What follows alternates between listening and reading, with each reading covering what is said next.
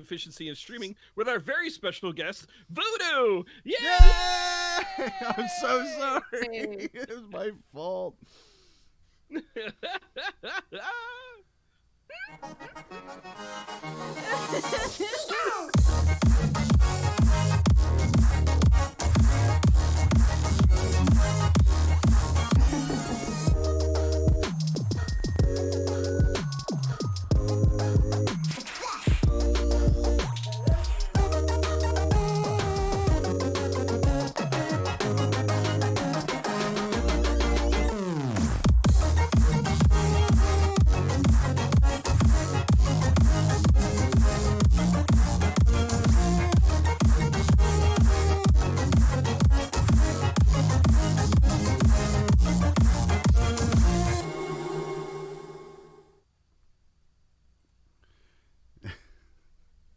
One of these days, I'll have a clean intro.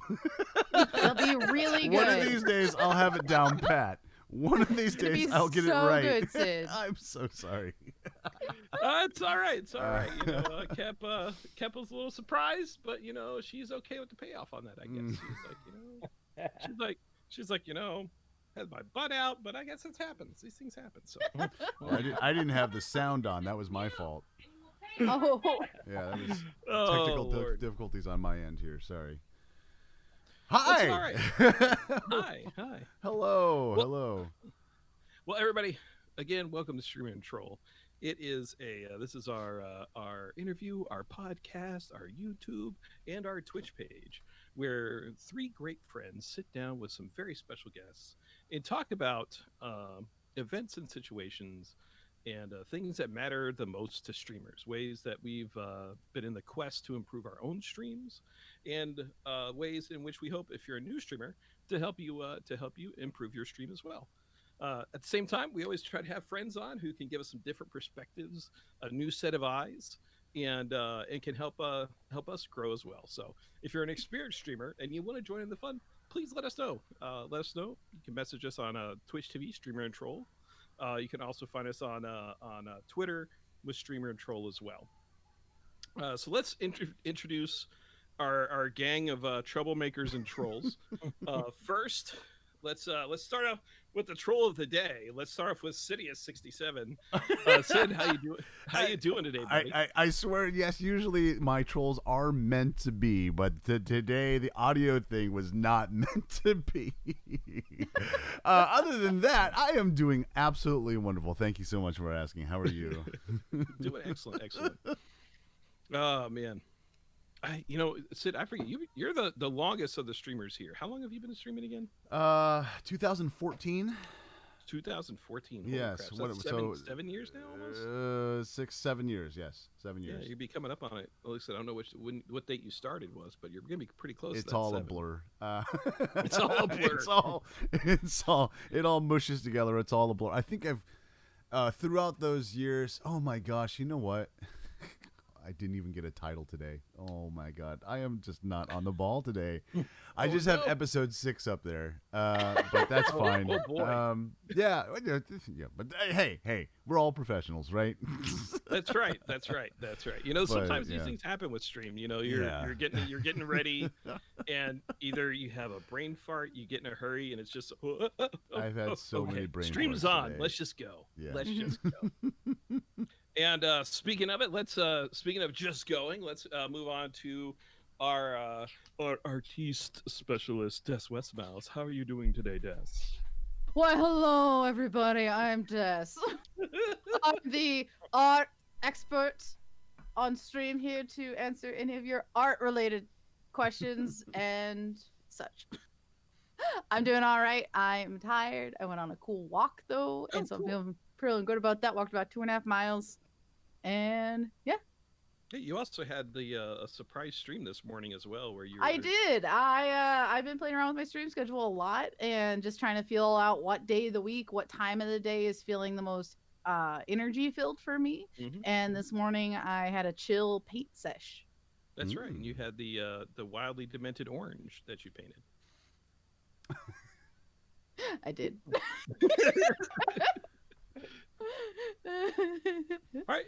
Next, we have we have our very special guest. We have Mr. Voodoo, the chair of New Orleans. No, he's not a chair. I guarantee you. He's one of the nicest New people Orleans. I know. But fantastic streamer, lots of fun, very diverse skill set. By the way, Vood. Every time you start doing something new, you always do it so well. How you doing today? It's Sunday.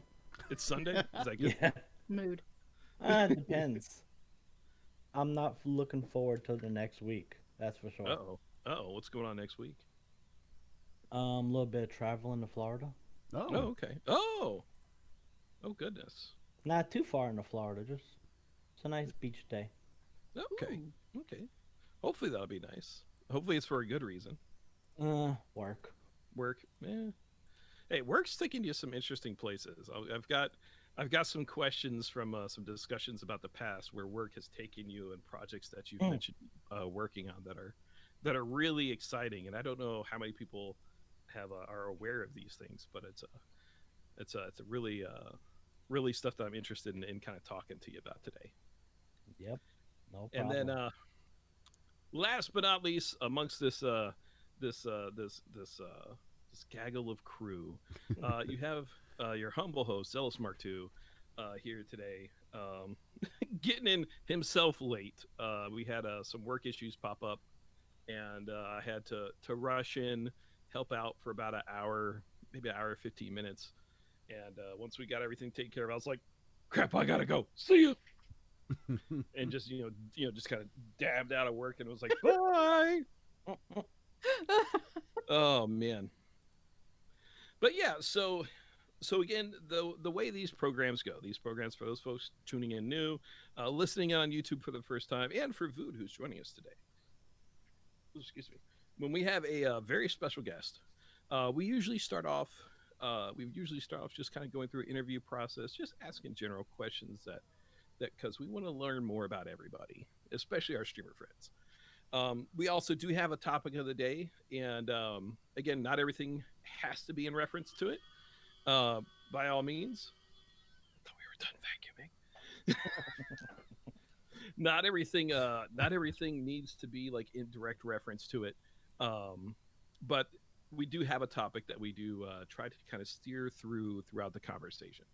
But it's much more of a ride, open conversation than it is like we are talking about this one thing, only this one thing, and this is all that And we nothing else. Yeah, exactly. Which our topic today is going to be self sufficiency versus contracting at work in stream. I know all of us here, I'm sure, have uh, different levels of knowledge in developing stream, developing our pages, emotes, even all the way down to audio, streamer equipment, and all that kind of good stuff.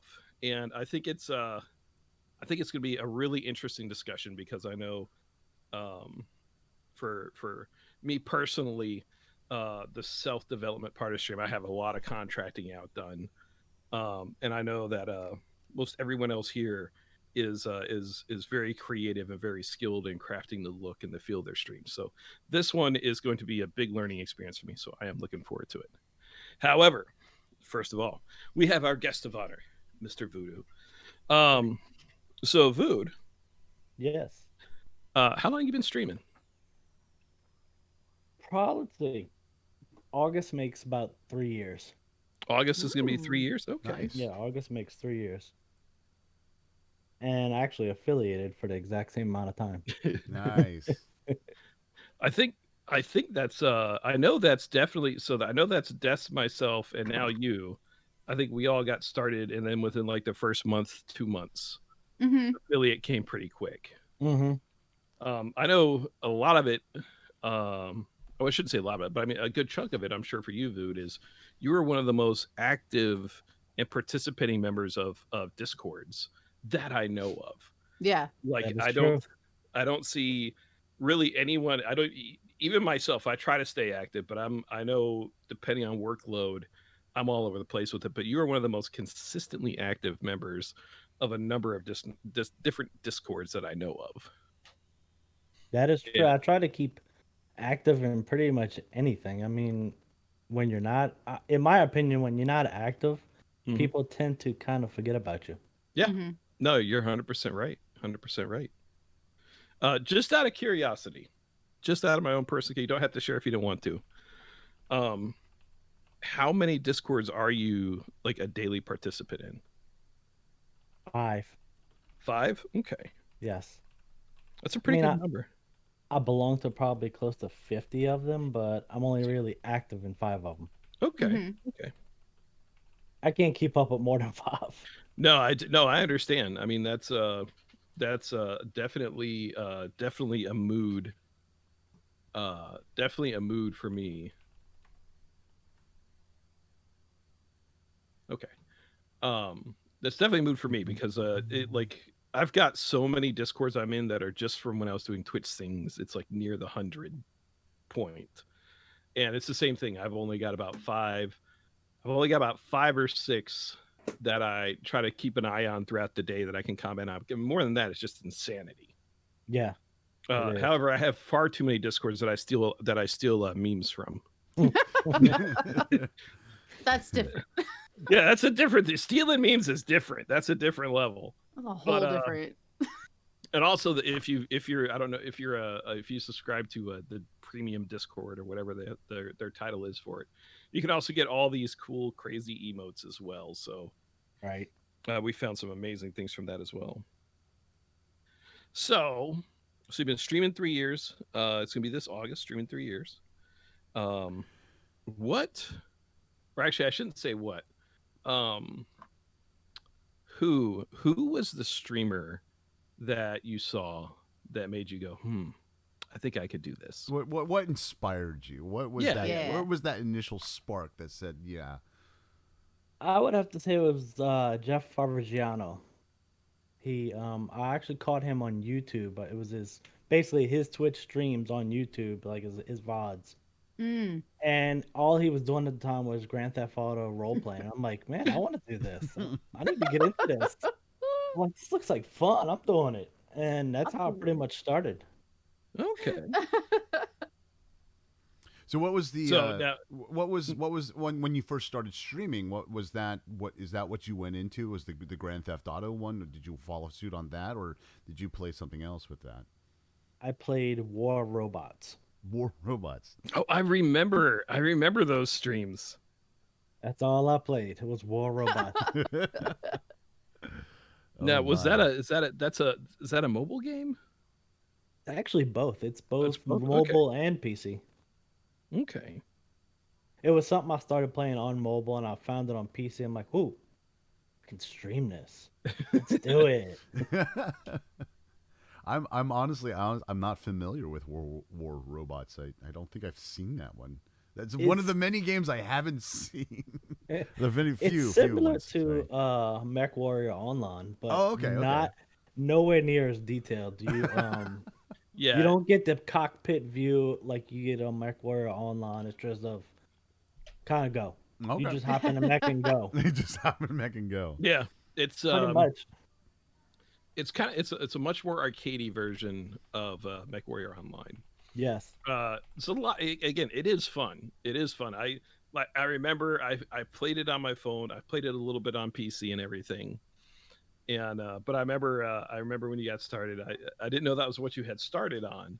But I remember in the early days watching. I'm like, oh hell yeah, giant robots, let's go. Yeah. So, Vood, shockingly, you have been like a steady presence my entire streamer career Hmm. because I think you started streaming 3 months before I did, and we met in one of the communities. Mm-hmm. I recall like we had a lot of parallel interactions.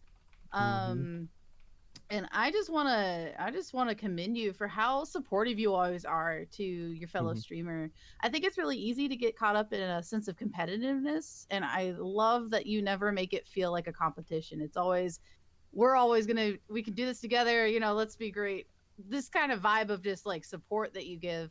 Do you find it a challenge to give that support, or do you just thrive on feeling like you're part of this? That's actually easy to answer. It's not the challenge to me is not supporting enough people. Like Mm. I think the balance of that everybody deals with everyday life and streaming and gaming, it's really hard to balance. And Mm-hmm. that's my biggest issue is supporting people is I don't have enough time in the day to support everybody that I like watching. How dare? Yeah. And I like being a part of everybody's community. I like Yeah. meeting different people. Awesome. Hmm.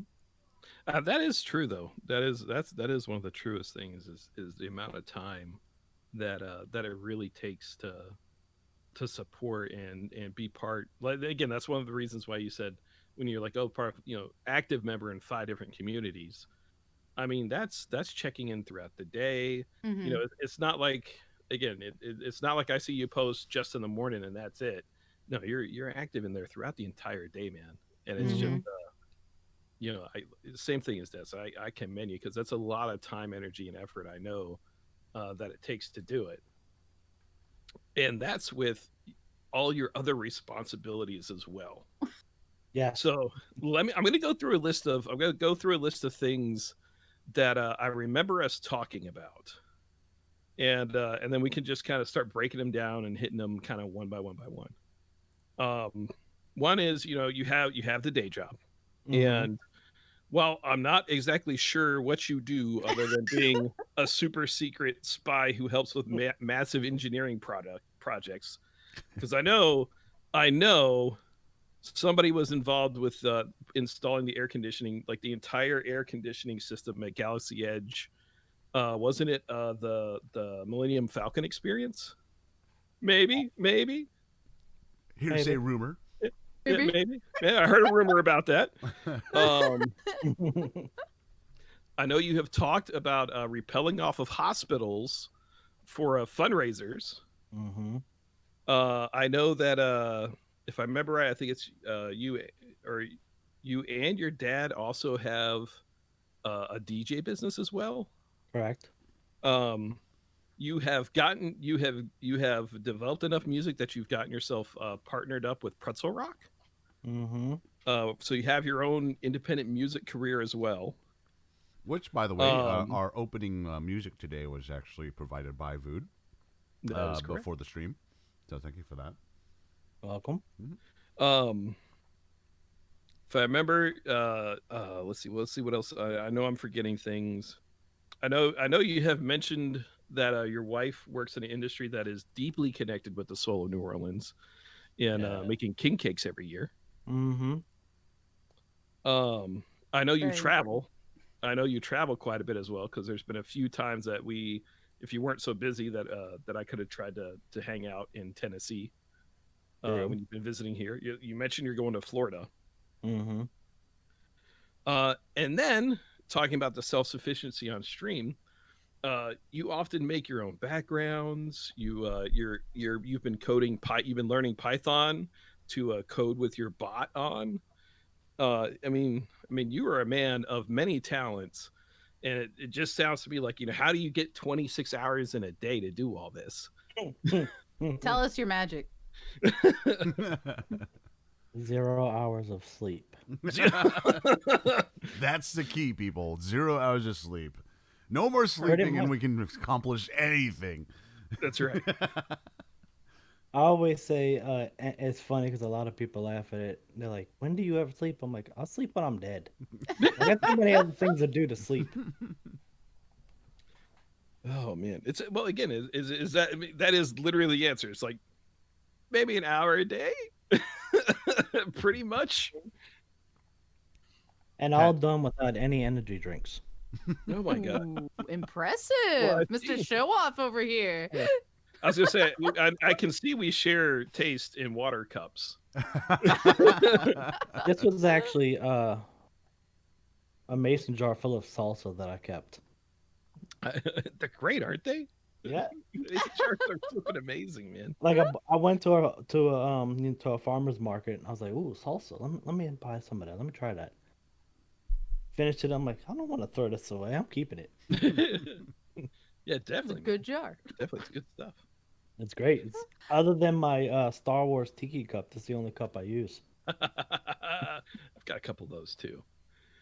Um, so with everything I listed a lot. Uh, what did I miss? what did I miss? Did I miss anything that you also participate on, that you have, that you done? I know that that pre-streaming at some point you were in the service as well. I mean, Yes. again, you have Incredible your rap sheet. background is just diverse. It's diverse. It covers a lot of fields, and every time I see like a new post or something on Twitter, I'm like, what is this man doing? How's he doing all this? Somebody ruined a $10,000 tablet. How does he not murder them? That's pretty much the reason why I'm going to Florida. No, no. Wait, the $10,000 tablet is, or No, oh, okay. similar thing. I was I'm gonna. basically going to train somebody in Florida on how to use it properly. Oh, okay, okay, all right. Yeah. Okay. Well, I'll So see they you don't next week do then. that. Yeah. Well, I'll see you next week, dude. Okay. No, just kidding. I was actually, I did hear like just a very partial part of this $10,000 tablet thing. Is it something that you could elaborate on what happened with this tablet? So basically, one of the field guys came to my office, picked it up because he's going out in the field to use it. He's never used it before, and Ooh. I don't know why he didn't ask for help to bring it to his truck to begin with. But the story went was his hands were full. He put the tablet on the toolbox in the back of his truck to open up the back Oh. door. Well, put everything else in the back door, closed the back door, got in the truck, and left. Ooh. Oh, no. Just forgot the tablet. Well, the A best part is $10,000 tablet. right. The best part Oh about it my is gosh. he got to wherever it was, whether it was his house or the job site, and he said, "I'm missing something here. Let me retrace my steps." That's his truck. Notices the tablet's missing. He comes all the way back to our office, looks in the parking garage. There it is, laying on the ground in the parking garage. Oh, see, I thought, but like I remember seeing the picture, and I was like, that's a lot of damage on this thing. Was that just from it dropping, I or would venture to say somebody at some point rolled over it as well, Oh, no. because it wasn't the flat piece of screen, level screen that you see. You could actually see no? the curve, so somebody definitely rolled See, over it. see, when you Oh. said like he threw it in the back, in my mind, it was like on the Uh, toolbox, jostling in the back of the back of the truck, like this entire trip he took. It was like, oh no, Nope. Left in the parking garage. oh. Ooh. Well, I definitely commend you for not committing an act of murder. Yeah. Yeah. So, Vote, tell us a little bit of what you do on stream. You are here Yes. as our streamer guest. Mhm. I know that I watch some of your streams, but go ahead and tell us. Like I don't. I I die a lot in streams. That's what I, No, I feel that. I feel that. I actually try to make it part of the stream, dying on streams. I have a death counter that's animated that I use. And what I actually do with tying into that is I have a daily death bet. So people Oh. can actually use chat currency to bet how many times I'm going to die for that Oh, wow. stream. Wow. It's fun to see how many people get it right or get it wrong. Now, so do they have to get like right on the number, or is it whoever's closest? It's a range. I use my chatbot has a betting feature, so I just put I start off with 0. Mhm. Then your next option is 1 to 5. I go up in increments of 5. So as long as you get in that window for the option you chose, you win. Okay. It's fun. It's Now, a lot are of you fun. It's a so lot of now laughs. now are you still using Streamlabs chatbot, or is this you doing your own coding, part of your learning Python to code for bots? So for now, I'm using chatbot, Okay. and actually I find it the most versatile chatbot out of all of them that are out there because it's the only one you can use scripts on. Mm-hmm. Wow. Yeah, That's I what I'm like using.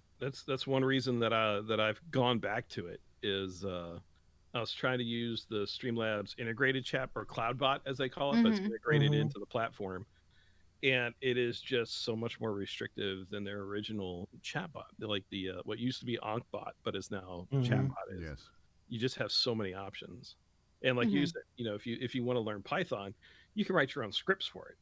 Exactly. And and that's a powerful tool. And that's one of the things you've been doing that on stream as well, not just playing the games and dying. You've also been showing some of the development that you put into your stream. Yeah, Mm-hmm. I Yeah. find it, especially doing the Python streams, it's you're giving other people who also want to learn Python an avenue to learn. Yeah. Mm-hmm. Now, I think I remember being on one of your streams, and I did mention I haven't actually learned like actual coding, but a long time ago, Galaxy Far Far Away, I did do my own bot, and it was a very simple Hmm. bot, and I didn't use Python. It was more of a scripting thing, so I took other people's codes and implanted them into the script that way, and I learned a little bit of coding through that thing, and I know it's such a process, and just it's the coding process is like it's very blunt but then not, like Mm. you want it to do something and it's very simple, but then the coding, the terminology of it is kind of elusive in that retrospect. It's like, yeah, you can tell it like, point A to point B, but the terminology to get to point A to point B is a little far-fetched and confusing in that point. And I remember doing that, just trying to learn how to just script on that. And I used IRC chat is what it was through that, Hmm. because Yeah. Twitch uses IRC basically Mm-hmm. for all their stuff. So have you done, is it this type of scripting, is that very similar to the Python coding that you're learning? Is it like I think from what I saw, it looked very similar. Yeah, so the stuff that I've actually been streaming is like the basic of Python. It's you need to know this just to be able to go the next step of actually doing more complex stuff for most Right. of the bots that you see these days. Okay. And it's amazing that you put, e- even the most simplest form of getting from A to B, but it's a bunch of stuff in between. Right. Hmm. Yeah. Just in Right. Python to write a script to tell you the time is like 5 lines of code. I know. Oh wow. I know. I'm like, really? I could just look on my computer and It's tell just you what like on time it is. exactly, and that's exactly what I was talking about. It's like, oh yeah, you can tell me the time, but like the way that you tell me the time is so complex. It's just Right? yeah, Mm-hmm. yeah. So so I'm a little curious then with picking up learning Python, using it for scripting in your bot, stuff like that. Um, at what led you to the point of just being like, I'm just gonna do this myself? Was it like you were missing something and you're like, I really want this, but it's not there, or was it just your own innate curiosity of being like, man, I'm ready to learn something new. Let's hit this Python thing and let's go. I actually bring it back to being 8 years old. Oh, okay. My parents always told me stories of I would literally take apart the TV remote, put it back together, and it still works perfectly fine, but I have 12 extra parts that were in the remote once before. What? What? I have no clue. I mean, I was 8, and I've been around technology and trying to learn and teach myself things for probably that long. It's that spark of curiosity in my head. It's like, let's learn something new. What do I want to learn? And Python just hit me. I'm like, wait a minute. I play with computers a lot. I mess around with bots. Why not learn Python? Yeah, Mm-hmm. yeah. And that's a language that knowledge is in demand too. Mm-hmm. Hmm. Exactly.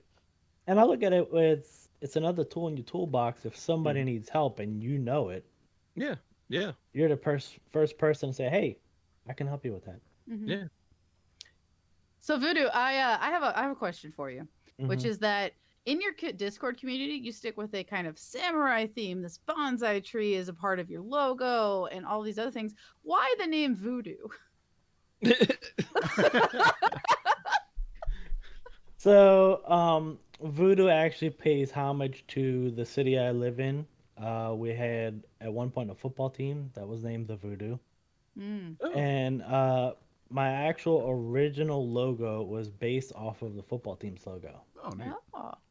And I've always had a love of Japanese culture, and I said, well, how can I keep my name uh, as homage to my city, but make everything else something that I really love? and that's actually where the bonsai tree came in. Okay. Okay. That's Was cool. it? Hmm. Yeah, that was one of the things I was. So let's see. I don't know. I don't know how much you want to talk about like your city and what you've kind of where where you're at there, how much you love it, or I'm still a little curious on what led you to the appreciation of Japanese culture. Either of those things I think are interesting to me. Of like, at what point did you start saying like like, hey, samurai and bonsai trees are the stuff. It's the shit. Let's go. So as far as Japanese culture goes, the literally the earliest cartoon or anime that I can ever remember watching is Ronin Warriors. Oh hell Uh, yeah. And for nice. some reason, I have samurai swords from there. I remember watching, even in high school, I had an electronics teacher that every Friday we watched the old kung fu movies and old samurai movies. Oh, Awesome. nice. And I just grew to love into it. If you look at my list on Netflix, it's probably 95% anime. See, I I wish I had understand that that. growing up too. Like none of my teachers would like, have a let's watch, cultural like martial arts movies Yeah. or anything like Hmm. that time. And I think that I think that's honestly what we're missing in our educational services, like culture. Just, Yeah. reflecting things on the past. We do have history class, but they just make it so boring when they start talking about it. Just more interesting stuff. I mean, if there's things that influence, from the past influences are what we're doing now, and I think we Mm. definitely need to have that more. Like, and your teacher sounds pretty freaking awesome. To be able to Yeah. show the martial arts movies, during class and stuff like that. That's cool. Hmm. Yeah, and you're talking about history, and I remember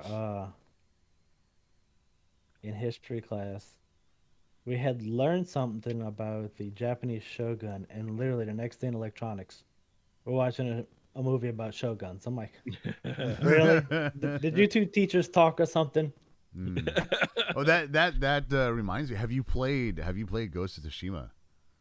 No. Oh my god, you It's got on my list, but I you have not gotta played get your it. hands on that, man. Oh my gosh, it's so good. I need to finish it. I need to really finish it. I've watched a couple streams. And I was like, nope, can't watch it no more. I wanna savor the first time of actually playing it. Everything I saw, everything I saw on that, it makes it look like it's just gonna be amazing. Like Yeah, it does. It really does. Yeah, once you do get it though, you're gonna love it because it's got the photographer mode in it, Hmm. Mm. but oh my you're god. allowed. They actually tweaked it so that you can actually have moving backgrounds. So like you can take an awesome picture and have like the what is it, the orchid petals or the what are they? Cherry The cherry blossoms. blossom petals blowing in the background. Ooh, So freaking awesome. Mm. It's really cool. Yeah, there's that sounds fun. a lot of cool stuff. You can tweak a lot of I've things like seen the there. direction of the wind, night and day. Yeah. That's interesting. Given your love of Japanese culture, have you ever taken some kind of class or course or workshop related to diving into that culture? I know, or how to handle like a samurai sword or anything like that. I've actually taken weapons training, Ooh. particularly with a sword that's sitting in my closet. Nice. What kind of Um, sword is it? Tell me more. it's a katana from a certain movie. Something about the Last Samurai or something like Mm. that. Oh dang. Okay. Okay. Um, I've taken a few Japanese language classes. Can't remember any of it, but That's but what I I haven't do really too. taken any classes. The only Japanese I know is ones I can mimic from anime. Pretty much. Like, and that's just don't do that in public. I found a You don't do that podcast. in public. I found a podcast that's dedicated to teaching Japanese, and they do like one word to phrases at a time. But then Yeah. they're like, "All right, the three podcasts that you just listened to are up. You need to pay now. And I'm like, no, no. And they made it really easy to. They made it really easy to learn and stuff like, dude. And I was like, no, I don't want to pay this. I don't want to. I don't want to pay. You see, they got you hooked in for the first two. Then they're like, Yeah, oh, you want yeah. more? You got to pay. That's Absolutely, absolutely. That was a pay to learn game. I fell for it. I was duped. I do that a lot. I'm like, yes, this is great. I love this. Damn it, I'm not paying $20 a month. No. Yeah. I know, right? Some It's gonna ridiculous. happen. It's like, well, it's either this or Rosetta Stone. It's like, I'm not paying for Rosetta Stone either. No, absolutely not. Yeah. Just because I'm curious, so Ronin Warriors, for those listening who don't know what it is, was a Sentai anime, which means it was like a team. So it's kind of like was it like the Power Rangers, where there was each Ronin had a different color to their armor. It kind of each of them had a unique personality that kind of matched with their character. And I'm always interested in when somebody is a big fan of that genre of anime or live action. With you having saying like, okay, that's the one you remember. Which character did you really resonate with, or which character did you feel like you resonated with in Ronin Warriors? That's a tough one. Well, that's what we're all about. The hard-hitting questions right here. That's right.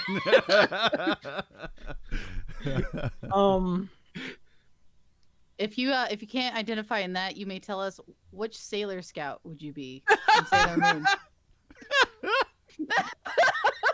I would be Sailor Moon. Okay. Sailor Moon. Complete with pigtails. I'd be Sailor Saturn. Full So, emo. so like for me personally, in Ronin Warriors, again, I forget the character name, but it was the guy in the like the yellow armor who like always did like the big rock crusher. And in Sailor Moon, it's Sailor Mars that I identify with. It's something about the characters who like their power inevitably destroys things. It's like, I'm gonna help everybody and be super helpful, but I'm gonna burn stuff to the ground, or when I use my power, half a city block gets destroyed. For whatever reason, that resonates well with me. So That everything I touch gets destroyed. So you're talking about every single anime ever? Ever. There's always a character who just wrecks everything. It's like, I don't mean to hurt people. It's just my power. I'm sorry, but die. Yeah. I would probably say, going back to Ronin Warriors, I would say the one that resonated with me the most was probably Kento Ray. He was always like the strongest one of the group, but he was also the hothead. You know, you hit the wrong button, that's it. Yeah. It's 0 to 100, and that's kind of like me the in Raphael personal of the life. group. Pretty much. Yeah. Yeah. So it's like for 99% of the time, I'm really chill, mellow, laid back. You push that one button, that's it. I'm full on rage.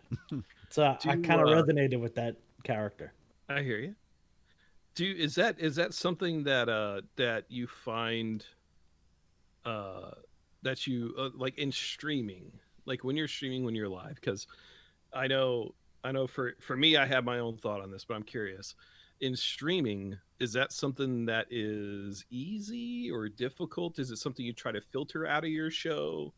Is it just like if you're playing a game and it hits that rage button, you know, do you just take the ride with it and go, or is it something you kind of just and keep it in, you know, try to process it out somewhere else? For the most part, I'm normally processing it when I get off stream. Okay. Okay. So you feel you can compartmentalize while you're in the moment, but then you got to go back later. Yeah, it's part of that training. Compartmentalizing. Training. Guys, I think I figured out what he is. He's a Jedi. He's He's a a what? he's a Jedi. Yeah, that's what he does. So that is a question. Zelos and I have certainly talked about this before, and I believe we've not on this show yet. But what persona do you bring to stream? Do you turn what you like about yourself up to 11? Do you have like a little character you inhabit, or is it just Vood chilling? My persona on stream is literally what you see is what you get. Okay. So if I were to hang out with you in person, approximately what I see on stream is what I would get in a IRL hangout. Depends on what it is in real life that we're doing, but for the most part, I am literally what you see on screen. I'm very concerned then about your real life death counter. I don't know where you're gonna be at.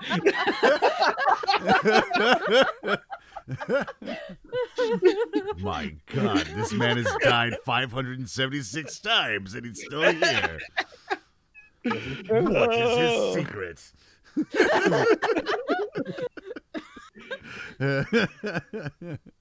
I'm really not here. Ghost of Tsushima. How about the Ghost of Vood? No.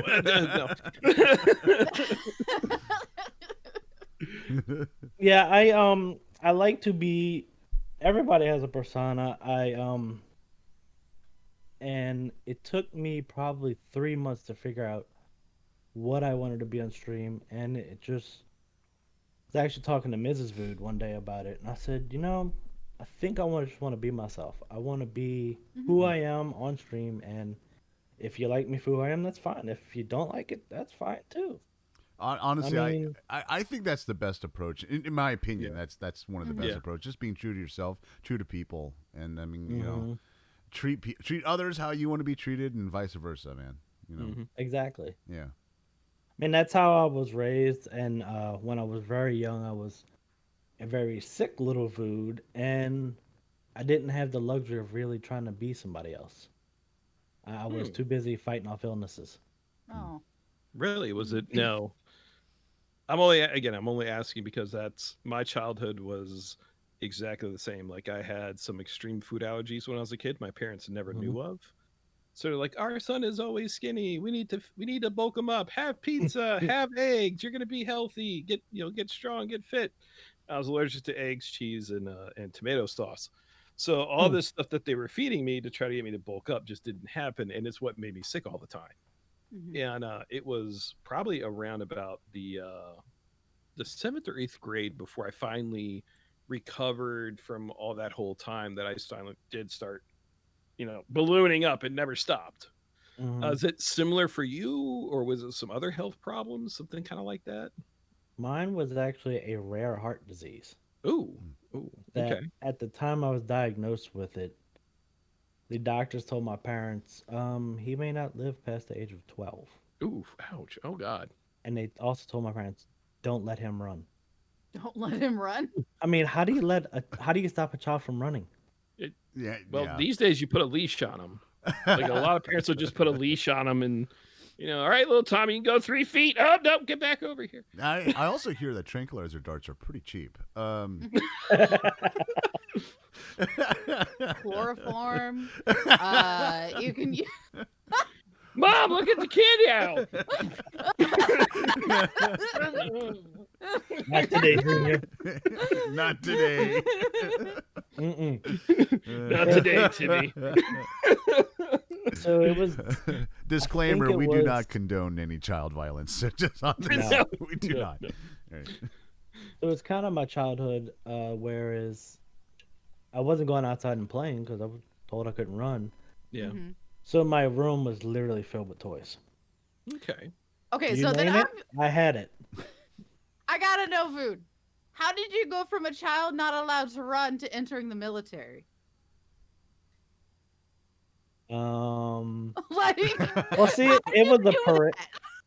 So see, where I live, we have these things called parades, where you Right. catch junk, basically Mhm. plastic junk. And I was a wee little lad. My parents were sitting on the curb with me. Next thing I look around and said, "Where'd he go?" I was running down the street about a block away. I said, "Screw this heart disease. I'm running." and my parents tell me that's actually the first time that I took my first steps. And Oh so I wow. didn't walk. I just took off running. I Hmm. said, Oh wow. no, I'm not walking. I'm running. But in all seriousness, I honestly I don't know. I guess it's um because I actually didn't start playing sports till I was almost in high school, Hmm. and I think that's what my parents said. You know what? He's all right. He can Yeah. do what he wants. Well, by Good. that time, you Good. had lived past the expectations of the doctors, right? Yeah. So I could see where that logic would come in. Yeah. Yeah. We gotta let him live his life at this point. He's And that's already Already old past that compared point. to. and that's honestly really fortunate because some Yeah. of the times, not all the time, but most of the times you see when a child has these conditions that the parents kind of latch on to that. They overprotect, and that's really Mm-hmm. cool that your parents just were like, be yourself, man. Mhm. That is true. That's very cool. Very cool. All right. Yes. All right. Well, Zealous, what is our topic? I think I've lost track. What is our what is our Talking actual about- topic that we were? I think we kind of went off on a tangent there, but I mean, Oh, we I'm not did. not saying that getting to know Vood. Like I'm still getting to know Vood. I think I've met him a few months ago, basically like more so, and you're an awesome man, awesome guy, dude. Yeah. Hey, And that's I'm so glad to have met you. that's Thank you. so one of the things, like one of the reasons that I'll go with this, and go back to what the circle back around to what the topic is again, Vood, very seriously, when we were trying to brainstorm people to have on the show, you were you're one of my top five people I wanted to get on, because you've got, just like I mentioned, you got such a diverse and interesting background, man, and you're so chill on stream, and there's just so much stuff you do, and how productive you are, that I was like, I gotta talk to Vood. We gotta know more about this guy.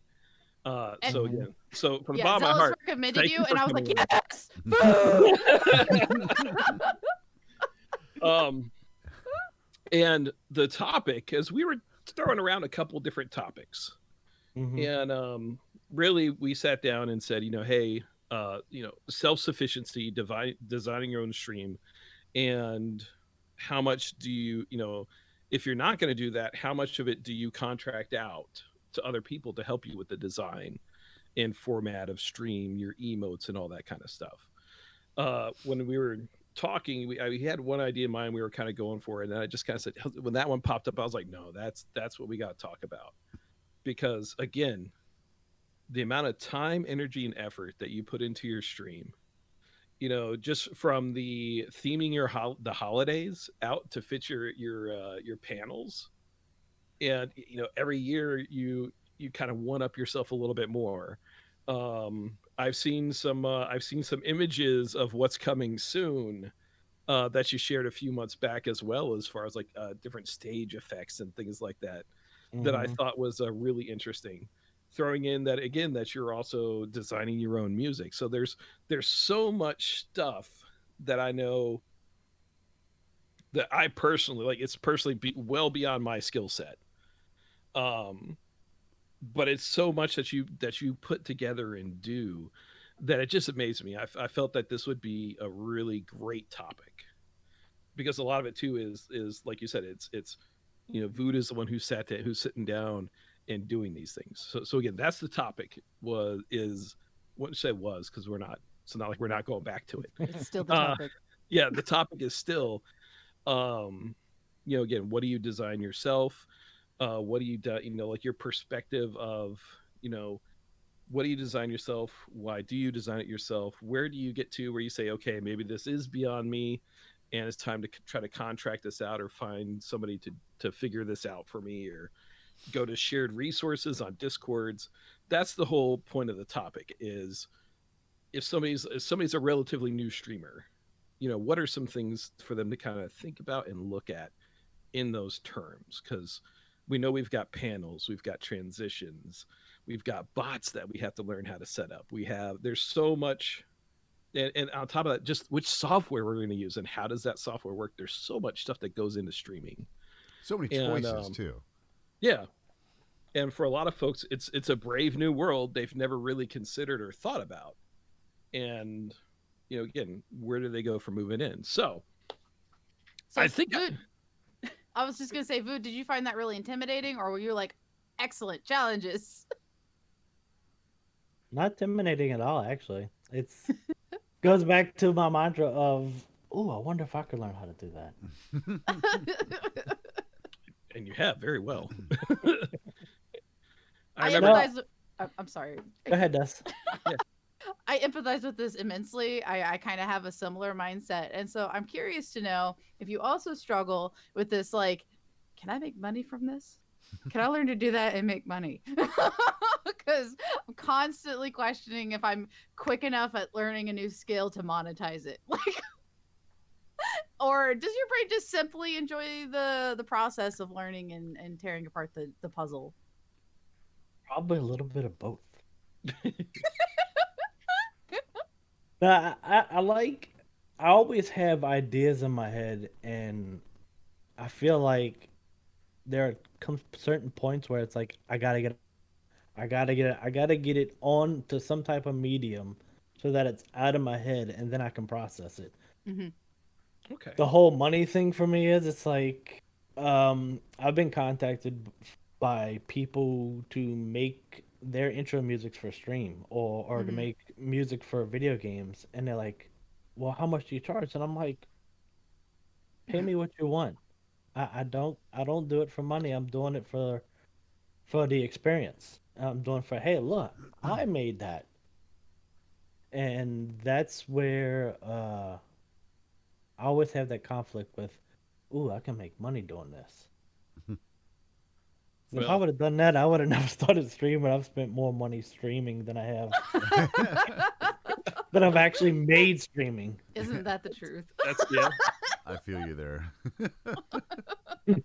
Speaking, I was gonna say. Speaking of, I just happened to notice, uh, at least 3 people in this panel are using a Blue Compass microphone. Sid, are you using the Blue Compass too, or do you got something else?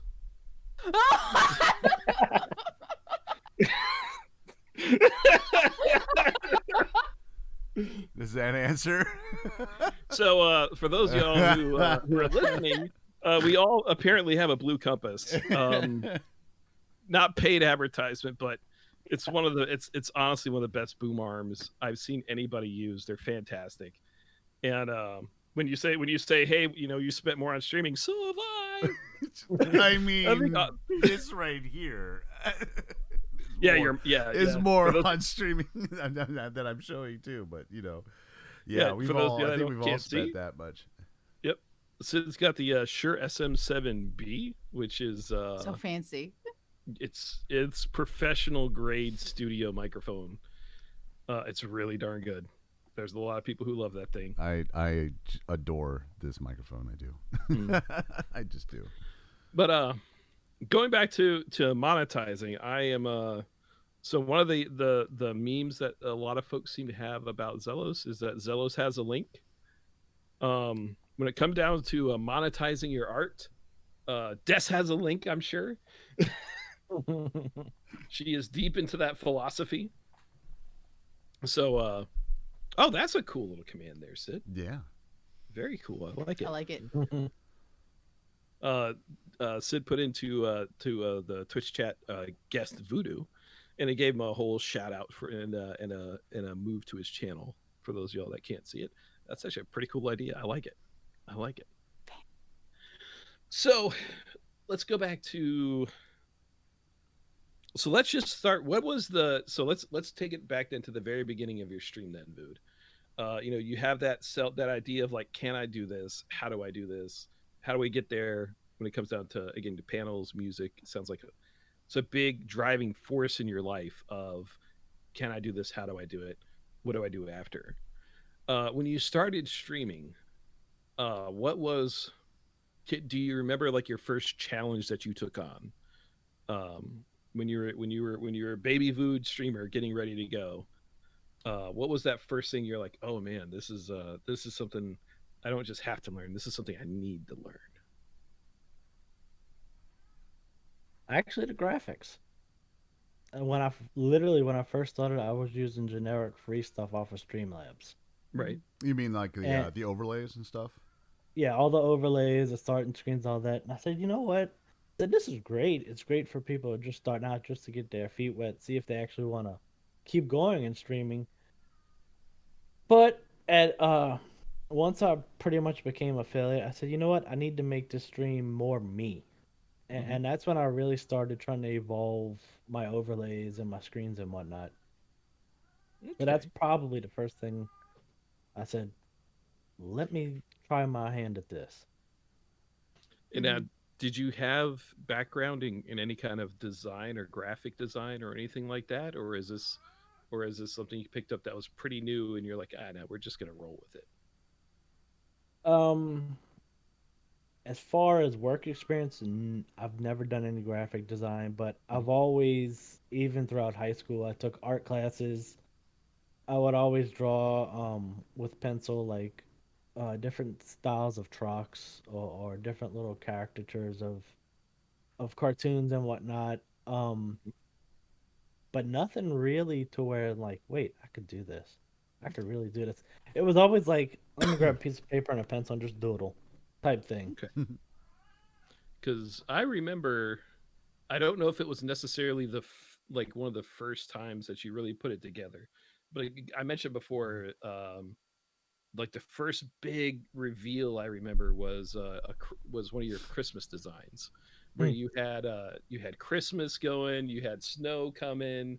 When you did your transitions, it played like, I don't remember if it played a little Christmas music or if it was just bells, but I remember you integrated the audio into the transition where it looked like a little box getting unwrapped and things like that. Or Hmm. again, I may be mixing it up because it's been some years, but was that like one of the first attempts? Was that one of the it took was a number of itinerations that brought you there?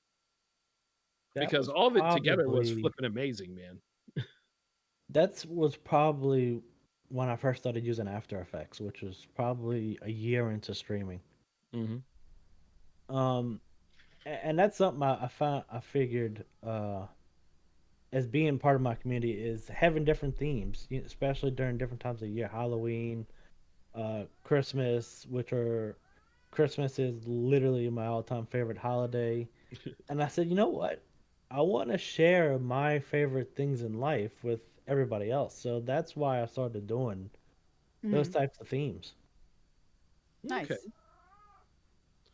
So in doing a lot of that, I know you mentioned After Effects. What kind of tools do you end up using as far as just talking about the graphics, the images, the art?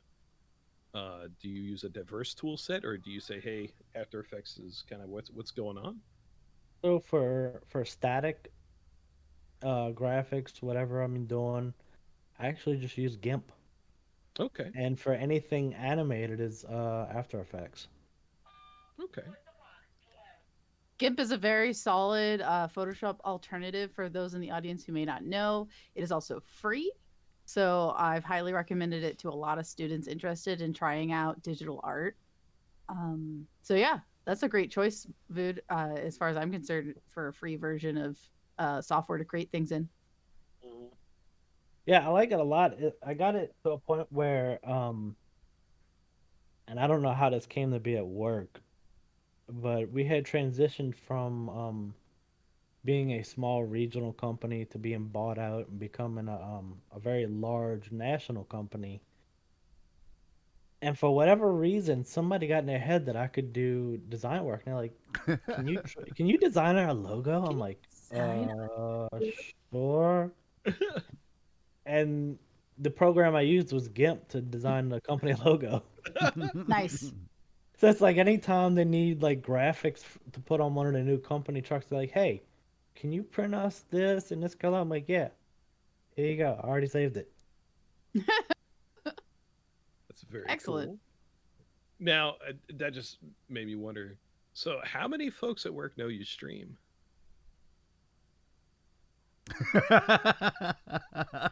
Probably about three. Okay, The okay. silence was stunning. That little hesitation reaction is like, oh wait, yeah. How many people do know that I stream? Probably about 3, and those 3 are all gamers. Nah, That makes of sense. course, yeah.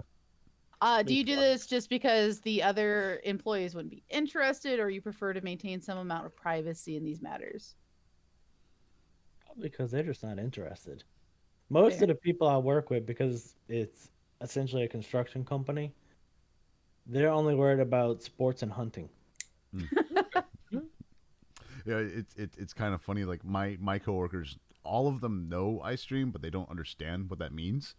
So they don't. And then like the other day, I think I had. She's an older woman, and she goes, "My grandson, I don't know what to do with him. He plays about 3 hours of video games a day," and I'm like standing there going. Okay, Noob, get on my level. I'm like, oh yeah, that's a lot. Okay.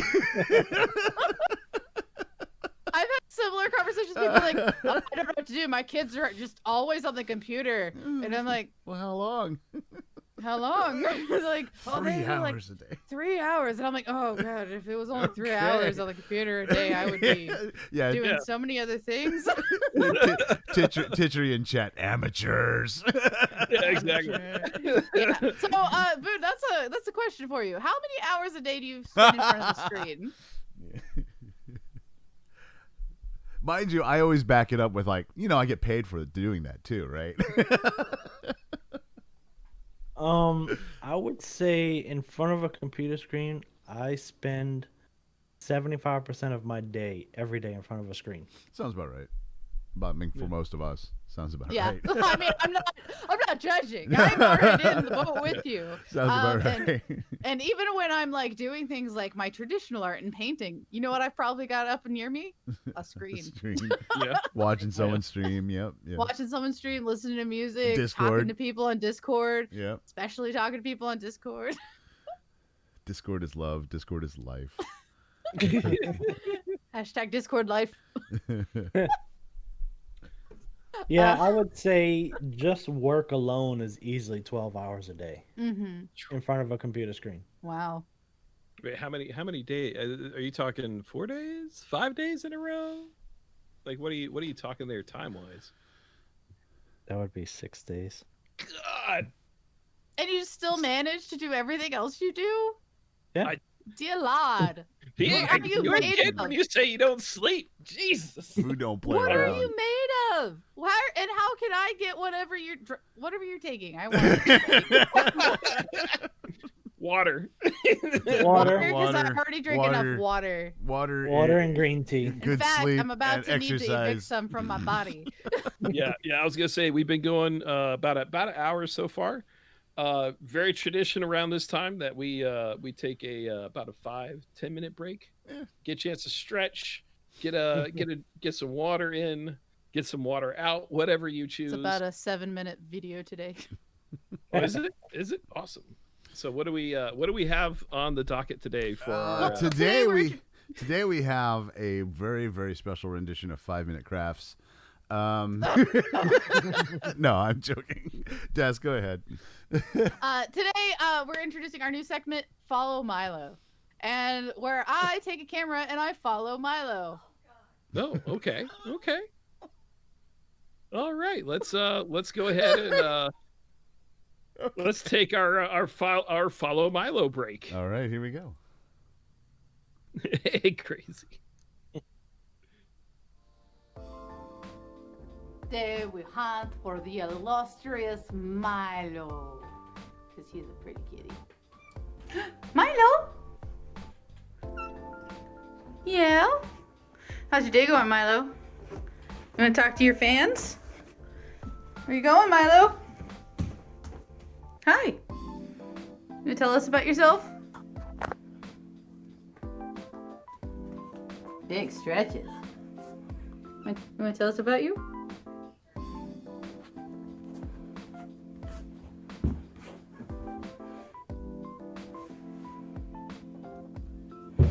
Milo fell down! Oh no, Milo!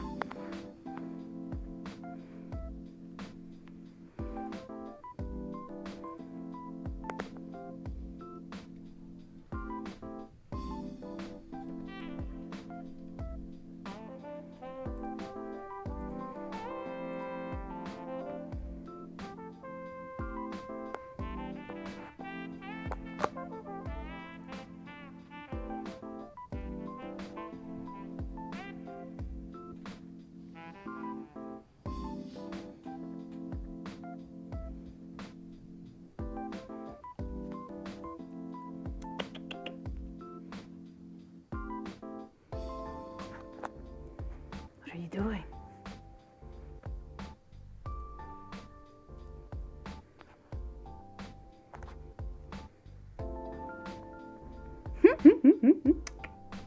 Milo. Milo.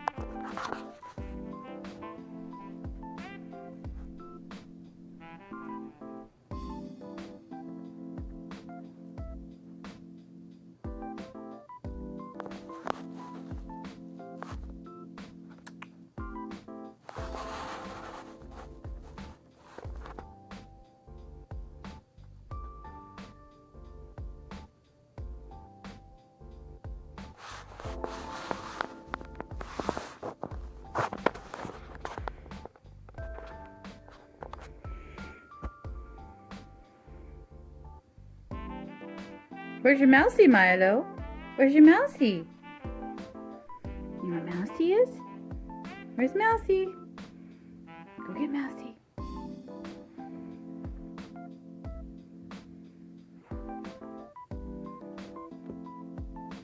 You fell down again, Milo? Why did you fall down so much?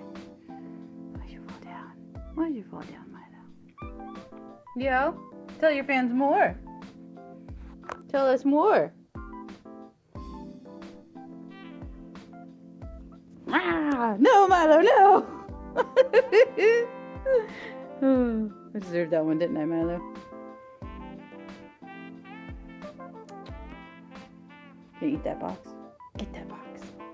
Get that box. Get that box.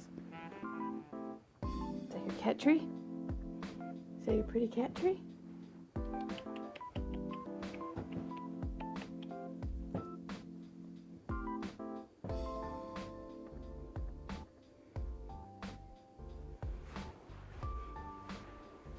Pretty Milo.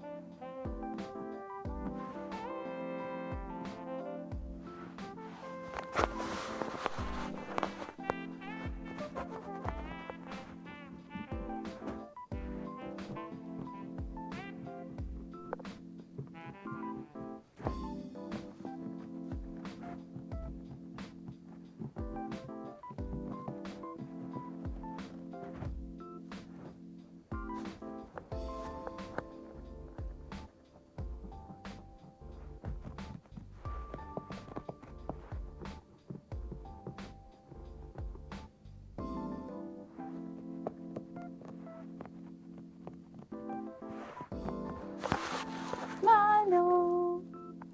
Milo.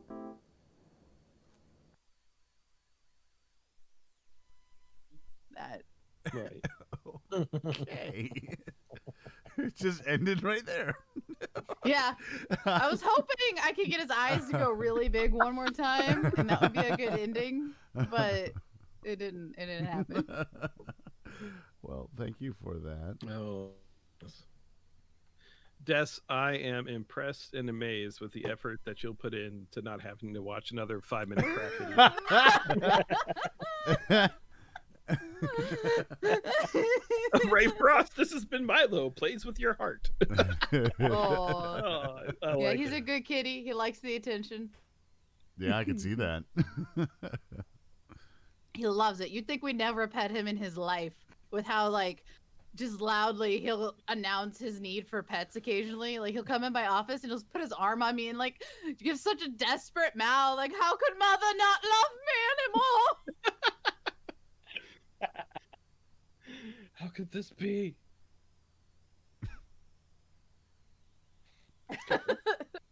So, all right. So, welcome back. Welcome back from the break, everybody. Welcome back. Hopefully, everybody got a chance to get up, stretch, move around. It's important. Grab the new glass Circulation of water or is your beverage of your choice. friend. Before our break, we were talking. We were talking about again what kind of tools can be used for what kind of tools are used for like doing your own design for your page. During the break, we were talking yet again and incredibly amazed at how little sleep Vood must get for his like daily activity. Because we were going to talk about his DJ equipment and go in 12 hours at work, check DJ equipment, go home 2 hours with the wife, maybe and then stream after that, which is right there alone. We're looking at what 13, 14, 15, maybe 16 hours before you even stream, man. Mm-hmm. That is wild. That is absolutely wild. Now, before we move on, before we kind of move on, because I'm curious about the the DJ equipment and how your DJing has moved into your stream. But before we touch on there, I think it'd be fair to one ask a question of Sid, Des, and myself when it comes down to like the visuals of your stream, how you've gone about it, and two, I have a hypothesis on how Vood gets a few extra minutes or hours in the day. I've got a thought, and if I remember right, It's black magic, Zealous. It's black no, magic. no. If I remember right, is it a Dodge Challenger? It's not a. Do you got the Demon or do you got the or what is that? Oh god, what is that logo? The Wildcat, Hellcat? Okay. Yeah, the Hellcat. What kind of horsepower you got in that darn thing? Last time it was on the dyno was 970 something. Jesus Christ. So That's it. yeah, that's it. So to give you an idea, I think one of the modern Porsches and or Lamborghinis right now, again, supercar, we're talking like $300,000 car, is only like 780, 760 horsepower for a modern supercar. And you've got a 970 horsepower drag racing machine. And I think that's how Vood makes up time, is he just has all straightaways between work and home and work and the DJ equipment. Now, does the 900 horsepower really benefit to going 88 miles an hour to hit that time stream of the flux capacitor to go back into the time continuum to get that extra time? Is it really not necessary for that much horsepower? Only in the rain. Only in the rain. Oh my god. So now we're going with time Turner theories for Vood. Well, He goes, like I he said, just lives the same day twice. like I said, Once doing work you and go. once doing his other stuff. it's black magic. It's what it is. Exactly. My next trick is cloning myself. Vood and is actually then- only 20 years old. He's just lived every day so many times. Oh man. It's actually kind of funny because I can count. I would need more hands to count how many times somebody at work thought I was younger than I actually am.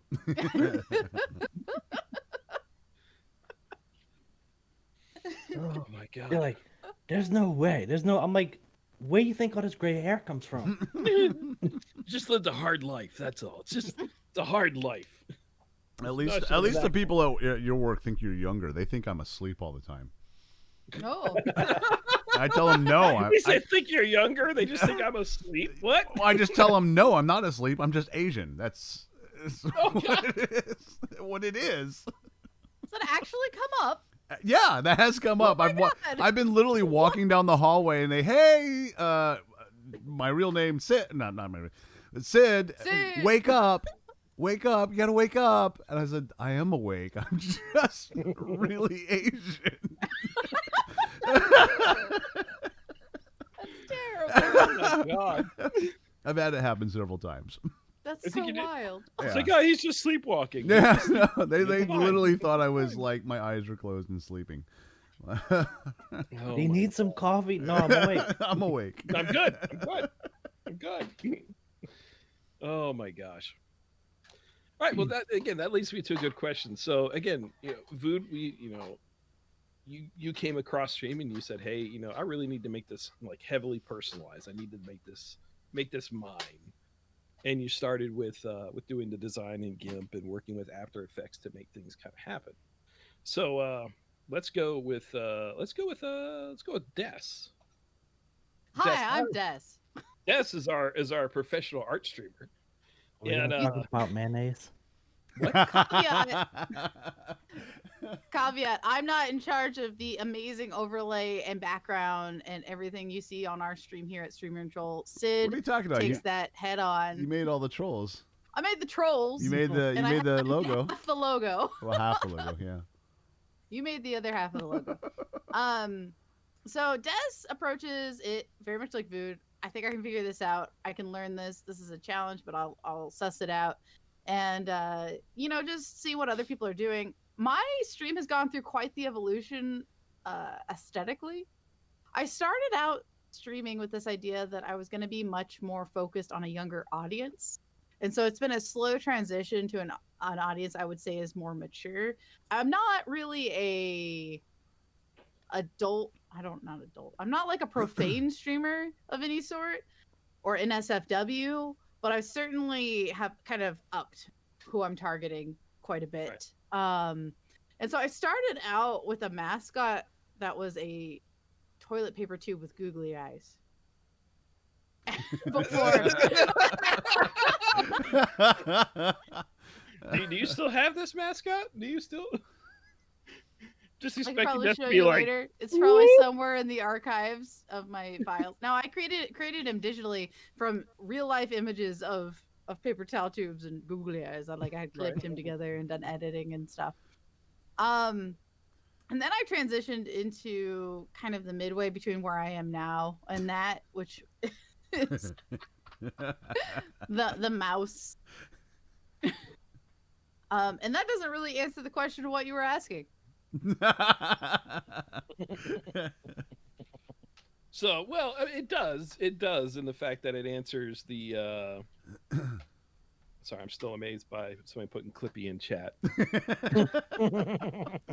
But no, it does. It does. You have a background in art, and you have used it to go through and have designs and many renditions of what your stream is, and you've used it to really kind of give your stream its themes and its evolutions over time, which again 100% makes sense. That's your background, that's your focus. You do have for a while, or I should say you do have students that you said that have watched your stream. Yes. So my students and my workplace became aware of my streaming not too long into the process, and so I have long been very nervous about what I present on stream, because in reality anyone can find it, and my students, who are all sorts of ages, I teach between the ages of 5 and up into infinity, but primarily 5 to 18. And I've had students the next day when I've seen them be like, I watched your stream yesterday. And I'm like, oh, did you? Was I playing Borderlands and stealing cars? It was when I was making art, not playing video games. Oh Lord. And Sid, what about you? Where have you fallen in the again? You've designed this glorious background for us. I do a lot of homemade stuff, but I am not opposed to uh, what do you call it? Reaching out to Trying, other platforms and gaining stuff and paying for it. And usually it's something that I haven't learned yet, and I need something right now. And usually when it comes when I'm putting stuff together is like, oh, I need this right now. I don't have time to learn how to do an After Effects thing or a transition or a stinger or something like that for the stream. So I'll just go ahead. I have several recommendations, which I'll need to remember to post them. I can post them in Streamer and Troll Discord, which, by the way, you guys are all invited to the Streamer and Troll Discord. It's down below in our little fancy profile there. Just click on that picture, and you'll be invited to our Discord if you haven't come to our Discord yet. But yeah, so I'll put those in our Discord. I think like MoveGraph is one of them. They have some really nice scenes and transitions and overlays and stuff, and for a very moderate price, very affordable prices, as well as Nerd or Die. I use Nerd or Die a lot for some animations and notifications and stuff too. But everything else, I actually do have an associate's degree in computer graphic and design. And I do have a little bit of artwork background, not so much like actual hand stuff. I try to do some hand stuff like Des does, but my stuff is more in the expertise of design, so placement of stuff. So I kind of have a knack of aesthetically placing things in eye pleasing ways, using like advertising techniques and stuff like that. I use Photoshop. I actually have a subscription to the Adobe collection. So and After Effects is one of the ones that I'm trying to really learn. Sneak peek in the future, I am going to be doing our little intros that we do. I'm going to be trying to do an animation for our intros, utilizing our trolls. For Fantastic. that, I'm yeah. looking So forward to it. I'm learning that. So again, I'm not opposed to buying artwork here and there, as long as it's commercial free and stuff like that, and we're allowed to use it. I'm not opposed to that. I think creativity doesn't just involve of something that's done by your hand.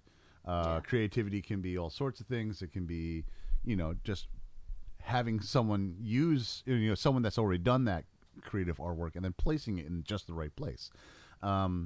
I know Zealous was mentioning Vood does like a lot of his overlays and like theme wise too. One of the only themes that I actually hardcore do is Halloween. Halloween is my bae. It's my thing. I love Halloween. I do my special effects makeup for that on myself as well as my stream. So I have a lot of horror elements and stuff that goes into the stream too. And a lot of the stuff and the special effects that I do, like I found putting a smoke effect on your stream is am I coming to your Halloween wedding next year? Crazy Lady asks me. No, I'm not coming. I'll see what I can. I'll see what I can do. With all honesty, So I'll see what? what I'll,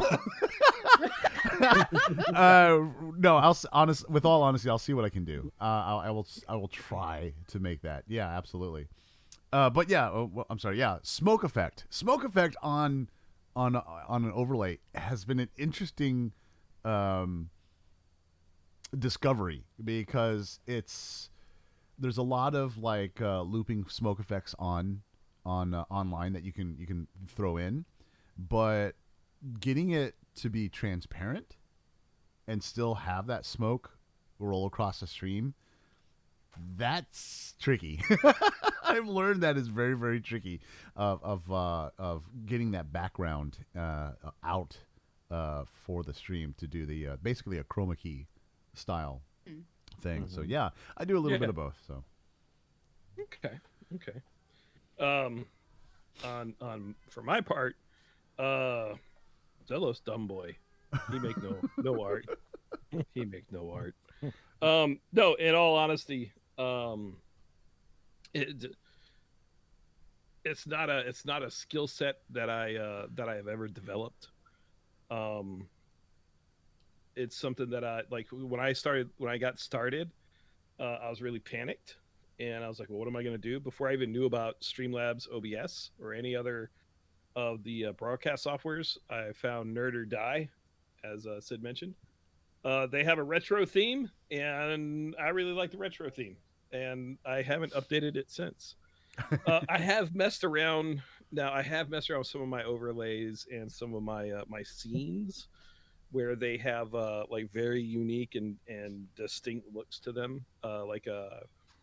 Like in using like my own like for my customization, it's dumb things that I think are funny that I want chat to be able to make me do or I want to do for chat. One of them is I have like a whole romance scene and originally, so it's just something I do.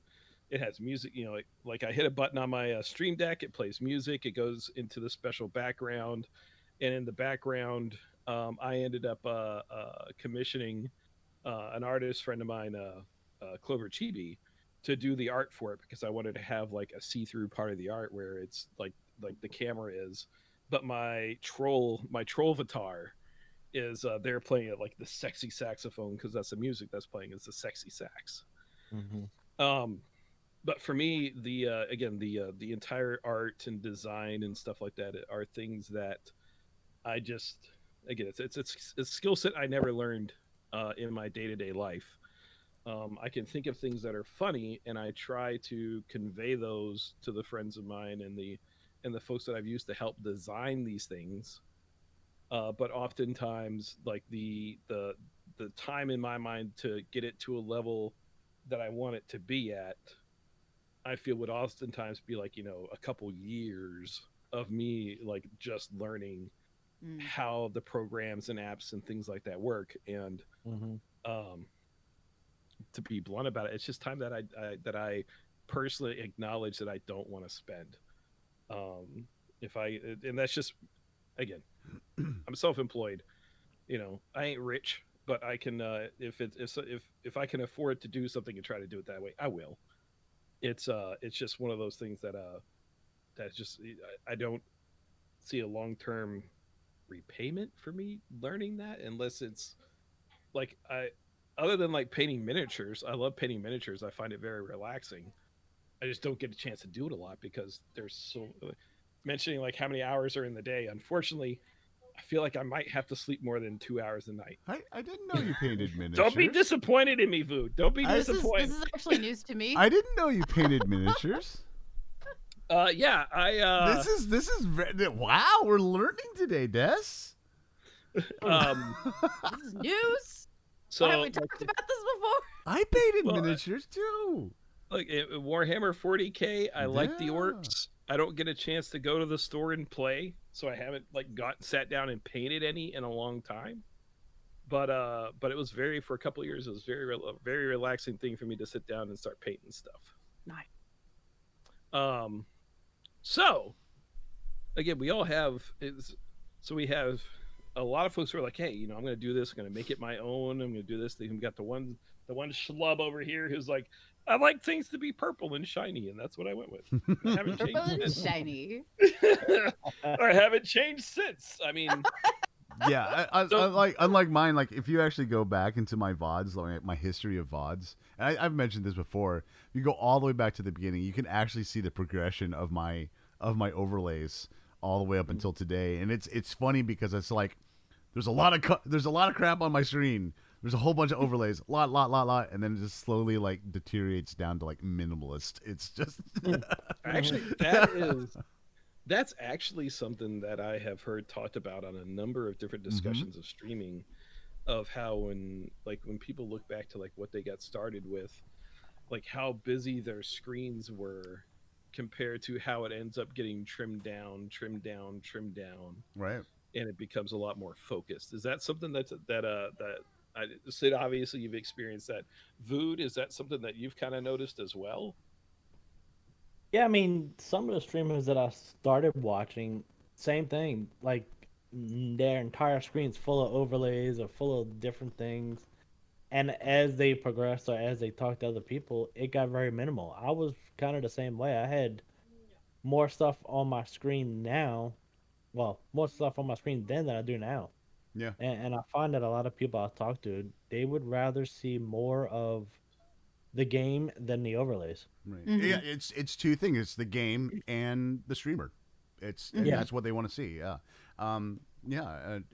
It can and too much information. A little bit of information is nice and all that, but like too much, just sensory overload can be. Hmm. Yeah. Mm-hmm. And a lot of people can just tune out from that. So I've actually I'll have to find the link for this one too. I found that OBS has a someone made a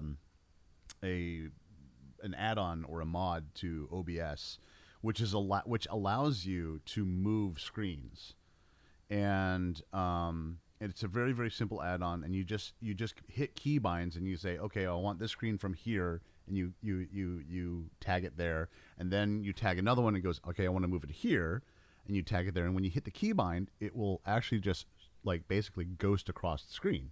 So, and it's very similar to the one that I use for our overlays. So when I project to anything like from YouTube or stuff like this, I can hit the button and this zooms in like that. And our stream is still showing, but I can zoom in and out using this little mod on stuff like that. So I actually have on my stream, I have a information panel of like who just subscribed, who's the biggest tipper, and all that.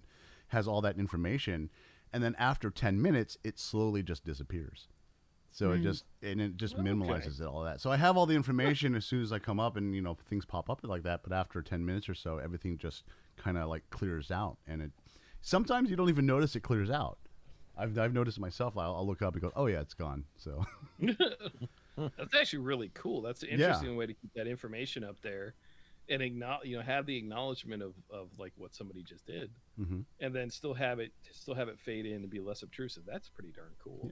Yeah, and that's the same thing I have it for my on my stream, my intro and my main screen are all the same.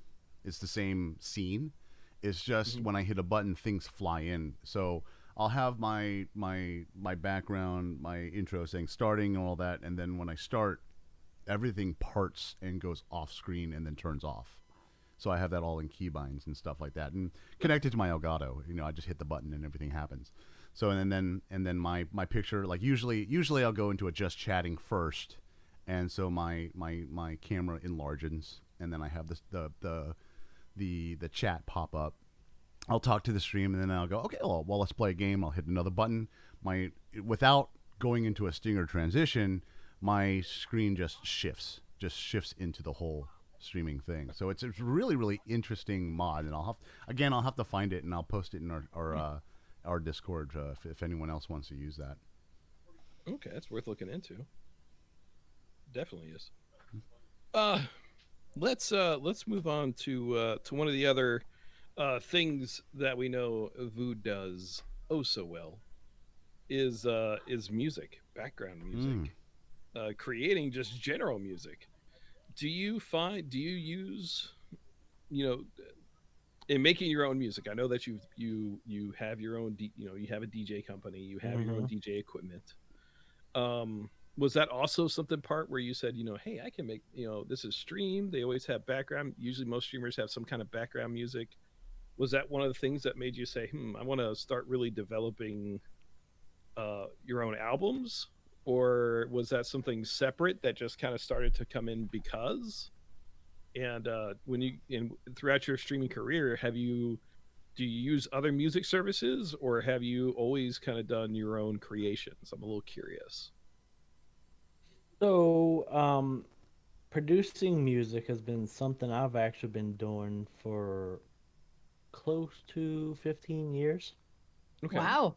And Yeah. until 2019 in a certain Discord, I've never released any of it to the public.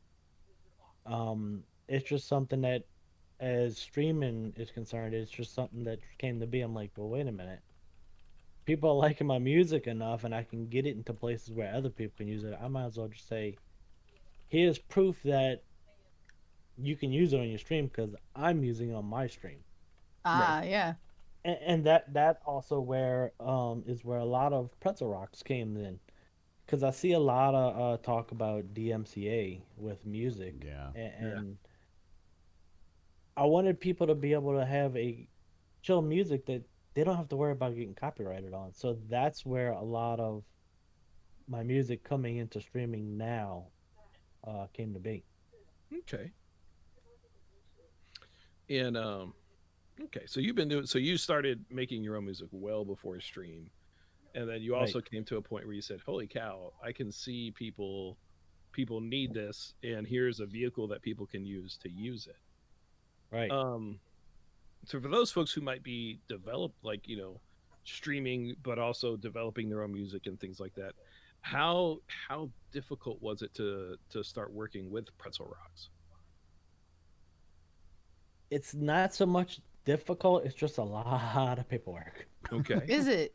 Yes, it's more paperwork than I've actually had to fill out to start my own business. Oh. Oh wow. Okay. Well, that's intimidating. Well, paperwork's not quite paperwork. Again, the paperwork part's not quite so bad. Hmm. Although I'm curious, is it you can just upload whatever you want? Is it you have an individual album you get to upload? Like again, just I'm thinking. I guess I'm asking more for those people who again maybe doing music and have been like, well, I've got it on SoundCloud, but I stream and this really seems like a viable option. Like what were kind of the steps you had to take? I mean, I know there's gonna be some things that they don't want to talk about, like they may not want to talk about monetization and share about that, but at least from the I want to do this to the I'm going to I am doing this. Like, Hmm. what were the kind of the steps you went through until it's like, hey, it's all uploaded and ready to go? So the first thing I would say is if you make your own music, don't put it on SoundCloud, Really? Why is That that? seems counter to what I would have expected. because I've had people steal my work and copyright Oh. it directly from SoundCloud. What? Yeah, Wow. I've actually gotten copyright strikes on YouTube of my own work from somebody What? else stealing it. Wow. That is Um, insane. yeah, and that's why of the few little songs that I have on Pretzel Rocks, probably because I didn't want to release that other stuff because for whatever reason somebody decided I'm going to SoundCloud and stealing this guy's stuff. Mm. So Weird. I have actually since shut down my SoundCloud account. Um, Mm-hmm. and anything I release, I actually release through a distributor, Oh. Okay. and from there, which is really easy because you can just go, you upload your song, it's ready to upload. You tell it where you want it to be distributed to, Hmm. and it's pretty simple. It makes it really easy for somebody who wants to put their music out there and be recognized, but not have to deal with the red tape of most record labels. Right. Mm-hmm. Nice. Uh, would you be willing to tell us what distributor you use? If somebody were gonna Google this, what would they search for? Right now, I actually use DistroKid, and I'm actually gonna be switching probably within the next couple months to a company called Distro by Gamerized. Ooh. Um, they are a little bit more how should I put it? A little bit more powerful in places that they can put your music, and Mm. if you're into monetization, they share more of the percentage with you as opposed to DistroKid is. Okay. Good to know. Yeah, I was gonna say that's pretty darn important right there. Um,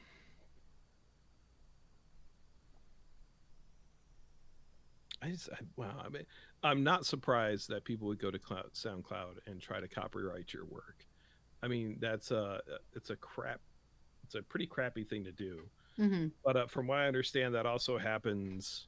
that also happens in the art community as well, Des, where somebody will go. It does. Can. There are some places posting your art can be a very like I'm putting it out there. Somebody could steal it, and that's the wager you have to take with it, though. You know, I bet Vood, you could probably empathize with this, right? If this, okay, I can hold on to it in my little treasure chest of things I've made, or I can share it and let people enjoy this thing I worked really hard on. Because and that's the decision you have to make, especially I know personally as an artist.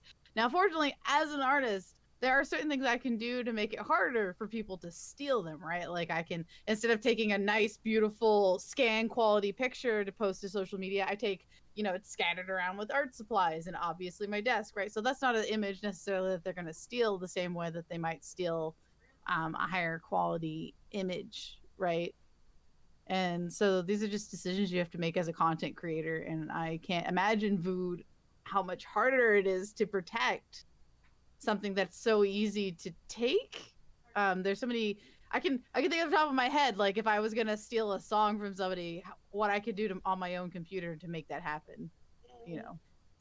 I have actually since registered all 12 of my currently released songs with a media rights company that helps with Oh wow. copyrights, Mm-hmm. which is really helpful because going back to Pretzel Rocks, without registering your music with one of those companies, you can't get on Pretzel Rocks. Oh really? Oh, Yeah, okay. Spotify doesn't really care. As As long as they got your music, they're making money. They don't care. Pretzel Rocks, because they do a lot of stuff that's geared towards streaming and YouTube. They want to make sure that the music you're posting is in fact yours, Yeah. Yeah, which is really great. yeah, it makes a lot of sense to me on that.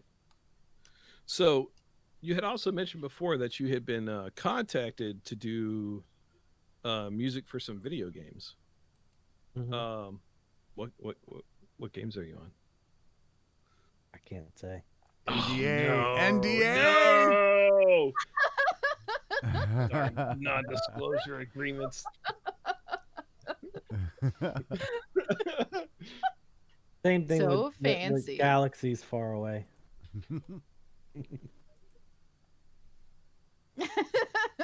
So fancy. Ah.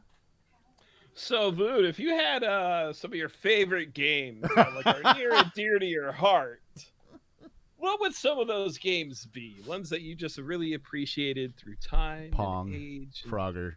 Frogger's a classic. Cubert. Yeah, what are some of those classics you enjoy? And if you can't talk about it, it's okay. I'm just memeing and kind of He's trying to right bait you in for some information is what he's trying to do. Oh, hey. Whoa. Okay, everybody listening, we've got a raid. Hey, Got Glembo, a thank you raid, so our much good for the buddy raid. Glembo. Yeah, thank you so much, man. Bringing in the 3 viewers. Hopefully you're doing well today, Glembo. Welcome, welcome, welcome. Welcome, I can everybody. say one of the 2 games is anime based. Okay. Okay. Okay. Nice. Can I venture a question like popular anime based? You don't have to say. Just like something that people would recognize, or something more esoteric anime or generic anime based. Again, if you don't have to answer it if you don't want to. It's not something that any person that watches anime is going to recognize. You're Okay, going to recognize the art form as being anime, but it's not going to be. Okay. It's all original characters. Oh, Okay, cool. okay. That's cool. Okay. So yeah, okay. Cool beans. So anime genre. Then. Yes. Cool. Okay. So, Vood, how does it feel to be secretly famous?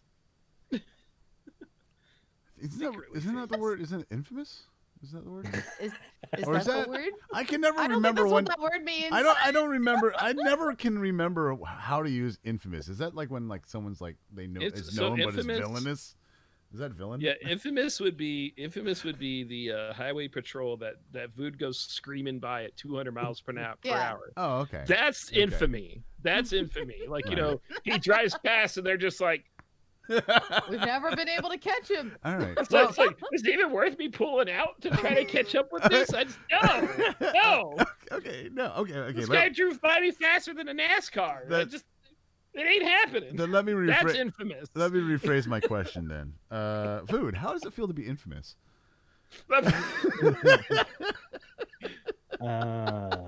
Plead the fifth, Your Honor. So, tangent question. And this has been an icebreaker for me for years. I'll do it when I've just met somebody, or back when I was dating, I would always ask potential dates this question. What is the worst injury you've ever received?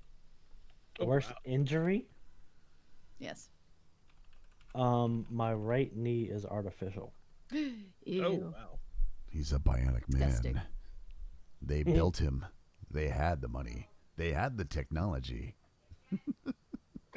Da, da, da, da, da, da, da, da. Here comes To food. be fair, Does that mean? That's what I'm about to say. It's like, does that mean food? Now you run in slow motion. Kinda. Only when I run up walls, though.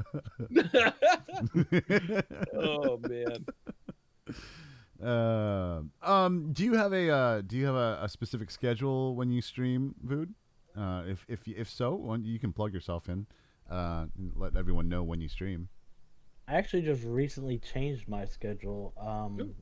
So now I stream Tuesdays, Wednesdays, Fridays, and Saturdays. Okay. Most of the So time, many the time is days. the same, and Saturdays is kind of like when I have time. Saturdays when I stream. It's like, oh wait, I'm not doing anything today. Stream. Stream. that's usually how I am. What time throughout the rest of the week though? 7 p.m. Central Time. There you go. Guys. fancy. And the link's up there too, guys. If send a follow to Vood, and up in the chat there. Mm-hmm. Actually, so I thought it. Actually, I shouldn't say I thought of this and been raring to go. I just thought about this now. So again, one of the great things about inviting people on to talk to us is one, it gives us a chance to get to know our streamer friends. And Vood, we've known you for quite a while, and I'm kind of curious. Is there anything that you've been been grippingly wanting to know about any of the hosts while you've been here today? Is there anything that you've been kind of curious about? You had questions for us? No, I actually have been literally talking to my wife about this day. Oh. Our week. Really? Yeah. Ah, Yeah. nice. In fact, today at right before lunch, actually, she's like, "What time are you doing it again?" I'm like, "I don't know. I'm gonna ask Ellis." I don't know. Yeah, it was actually kind of funny because I usually, well, I can't say usually because you're a second guest, but I'm going to be. I send out a DM on Discord saying, "Hey, thanks, for coming on to for doing this interview today. Please, come around about 2:30, p.m. Eastern time so we can set up things and stuff like that." And like as soon as I hit enter, I got, "Okay, no problem, man." Like immediately, immediately was like, "Oh, okay." It was great. It was funny. So I also had something else that came up in discussion, and again, I'm sorry that I got into everything so late. It happens. Did you get your special present from Des? You can see it on You camera. can see it on camera. What? I think I'm looking. I don't see that. I even just looked. I think you even mentioned. We talked about it earlier. We talked about it earlier, Zealous. Did we talked about the voodoo trollification? Oh, that one. I Yeah, forgot that one. No. I I'm forget talking that conversation. Also, yeah, I pointed it out to Vin earlier. I used it in our, I thought we were having a different Announcements. conversation. I think Yeah. your Announcements. Twitter. I used it on our Twitter announcement today. Okay. And when I upload the VOD to the YouTubes, I shall use it in the overlay, or the thumbnail, as they say. Glembo's taking the wind out of me. First stream ever. I can understand. It's all right. Monster. But no, I didn't. Yeah, we thought you were talking about the. I was like, you mean the boom arm I sold it? I love how Vu just kind of like looked at it, you know. The trollification. I didn't get a chance to ask about it. I have a tendency to trollify our guests, and so I have given Vood his very own trollvatar, as it were. Trollvatar. There we go. Now, I, I'm sorry. Go ahead. That's asked earlier, and I was like, "Wait, what are you talking about?" I actually had to go back. And she's like, "Well, you did like the tweet." I'm like, He did. I He liked did? the tweet. I'm like, Look at it. Did I? Did I like the He did like the tweet. I was like, I had to go back and look at it like, "Oh, it looks just like me." Now, Zealous, I did ask Des if she's gonna do that for all of her guests. She's like, maybe, I don't know, maybe, yeah. Well, I know there's gonna be a point for deaths here sooner than we probably expect, where there's gonna be a very tight time limit. Yes. On what Des is gonna be able to do. yes. Because there's a move and some other stuff going on that's gonna take some time. About the next 2 months of my life are going to be really hectic as we prepare for a move from Indiana to New York. So it's going to be wild. Now I know you said you're willing to do the podcast while you're traveling, but Yes. this could be the time. I did the calendar. This could be the time we could take a break and just go into season 2, you know. I don't know. I do know that we have one episode the day before I go visit New York to look for apartments. Okay. And so that'll be fine. I'm not even driving that day. It's I haven't done the calendar up into like June but I don't actually know what day I'm moving. We don't actually know when we move. We like have there's this vague timeline where like maybe sometime in this 4-week span we will leave the state. I don't. Oh man. All right. Well, folks, we are at just about the 2-hour mark. We covered a lot of ground today. Learned a lot more about our buddy Voodoo. Learned and talked about some different tools, software that we've done for art and drawing.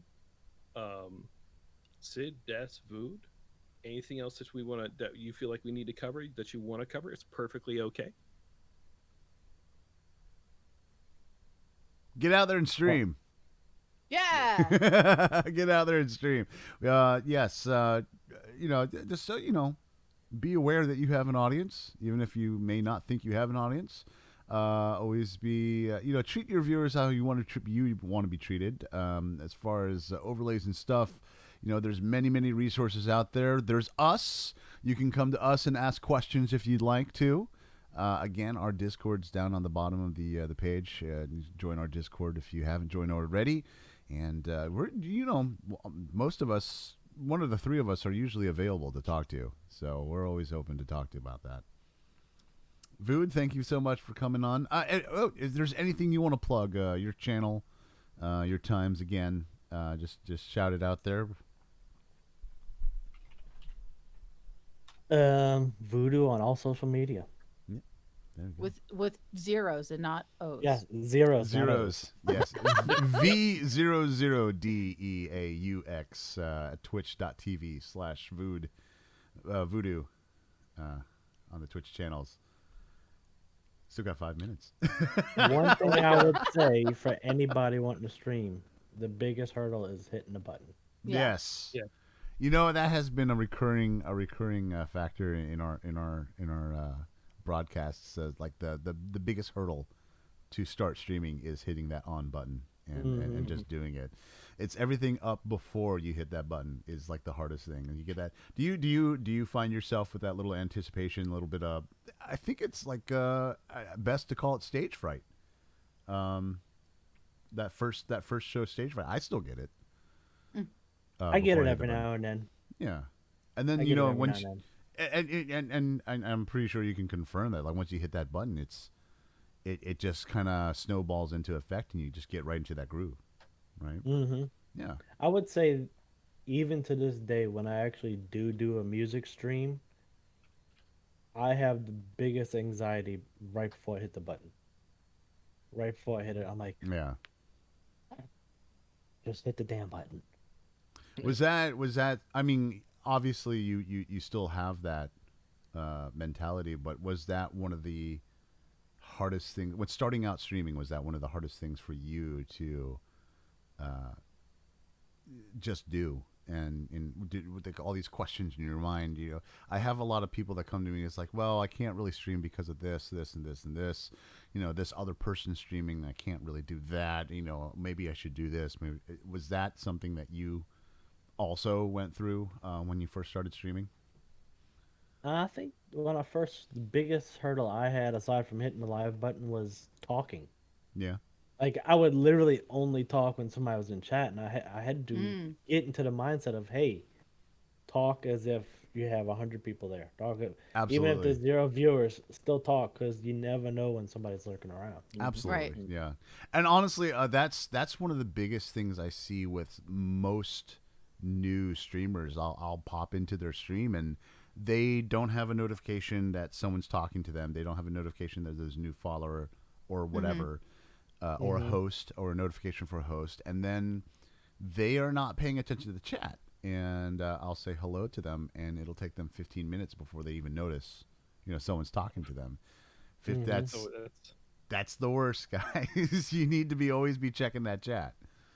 Oh, So follower only Yeah. Crazy lady brings up a point that I usually advise newer streamers, especially average in popularity streamers. Uh, enabling follower only mode for your chat can be so devastating to having new people talk because like I don't know if I'm ready to commit to you yet. I barely know you. We haven't even Yeah. had a date. Like I'm not ready to hit the follow button until I've had a little time to like watch, and how am I going to get to know you if I can't chat with you? And so anyway, honestly, I am against follower only mode in chat unless it's absolutely necessary. absolutely. And when we say necessary, I think the only reason to really use, as far as I know, there could be another reason for out there though, but the only reason to use follower chat is if your chat is being bombarded by people that you do not want in your channel, like the very very toxic people, people trying to disrupt your stream, people trying to hack your stream or say that they're hacking your stream. That's when you'll get these trolls that'll come in, these unwanted trolls, bots as well. Yes, thank you, Deborah. Bots as well. And then that's when you put on the follower only thing. So it stops them from disrupting your stream. But always remember to take it off Yeah. when the Yeah. time comes. Yeah, absolutely. Hmm. Definitely. Definitely. I just have one other quick question because I don't know.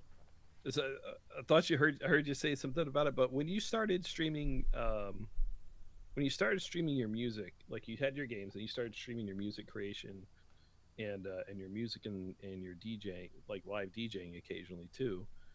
Was that harder than just playing games since it's something that's like a deep passion, or was it easier because you have that again, you have that passionate connection with it?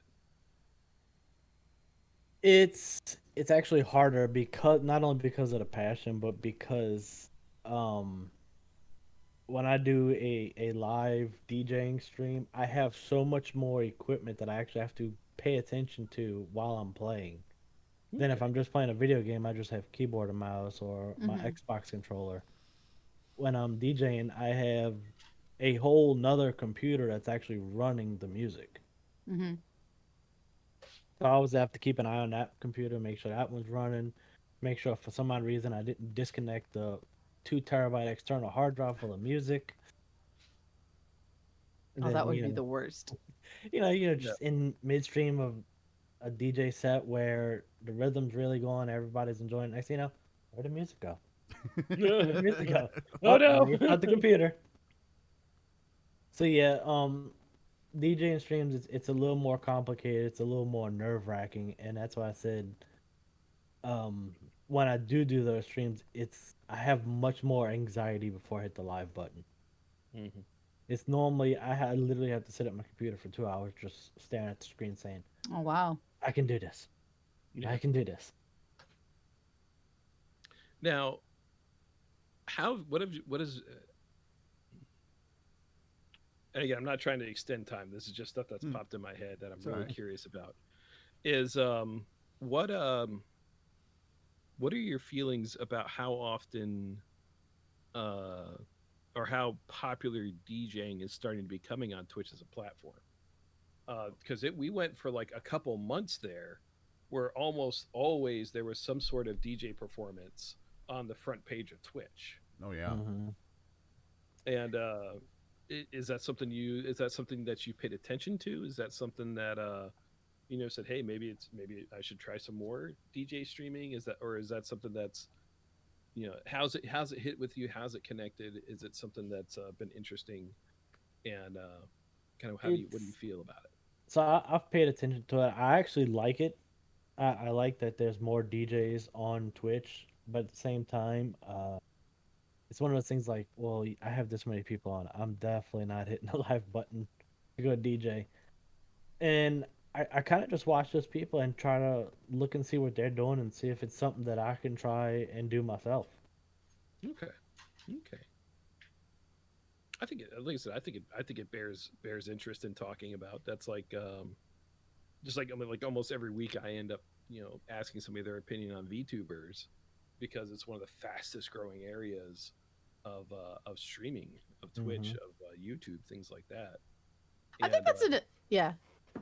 That's such an interesting discussion though, right? So I remember when I was really heavily active in a streamer networking server that it felt like every other day somebody was asking about what are the best times to stream this game? What are the best days to stream this game, that game, or do this or that stream, right? And the focus was on how to play the numbers game, right? Like how can I be somebody in demand during these times, right?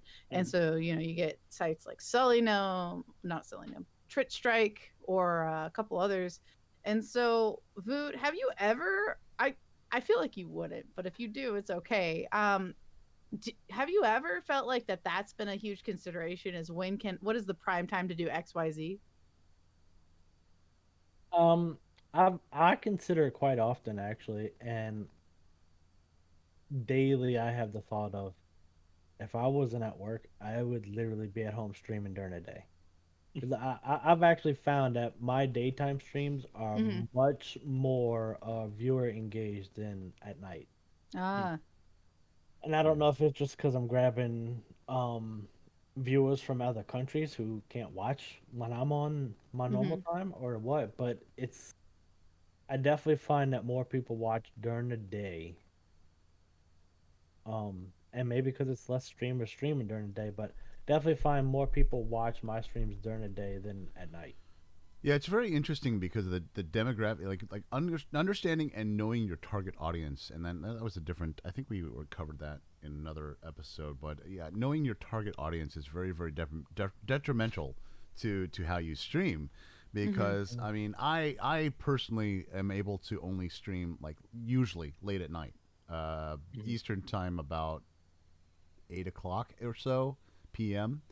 And for me, I find that I get a lot of European um, viewers more so than Yeah. Mm-hmm. U.S. viewers, and that's just because of the time wise, because they're it's in Europe, it's like mid afternoon for them, Yeah. so it's interesting how that demographic of viewership differences differentiates between the times and all that. Right. So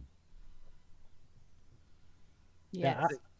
I've actually used early on Twitch Strike a few times to try and figure out what games to play, and I just got to a point where I said, you know what, I'm gonna stream what I want to play because I often yes. find streamers who stream something strictly for the numbers, they often don't have fun playing the game. I'd rather just have Yeah. fun playing the game. Yeah.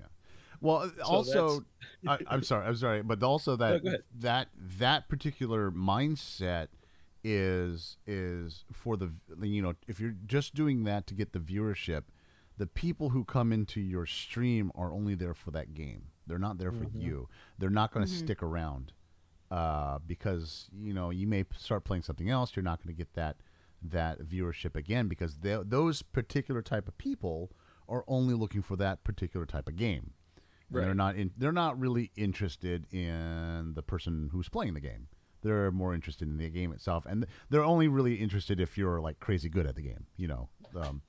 So I feel like for my streams, I feel like I want a more community based, and I want to Mhm. be, you know, I want to make friends. People who I want to talk to and stuff like that.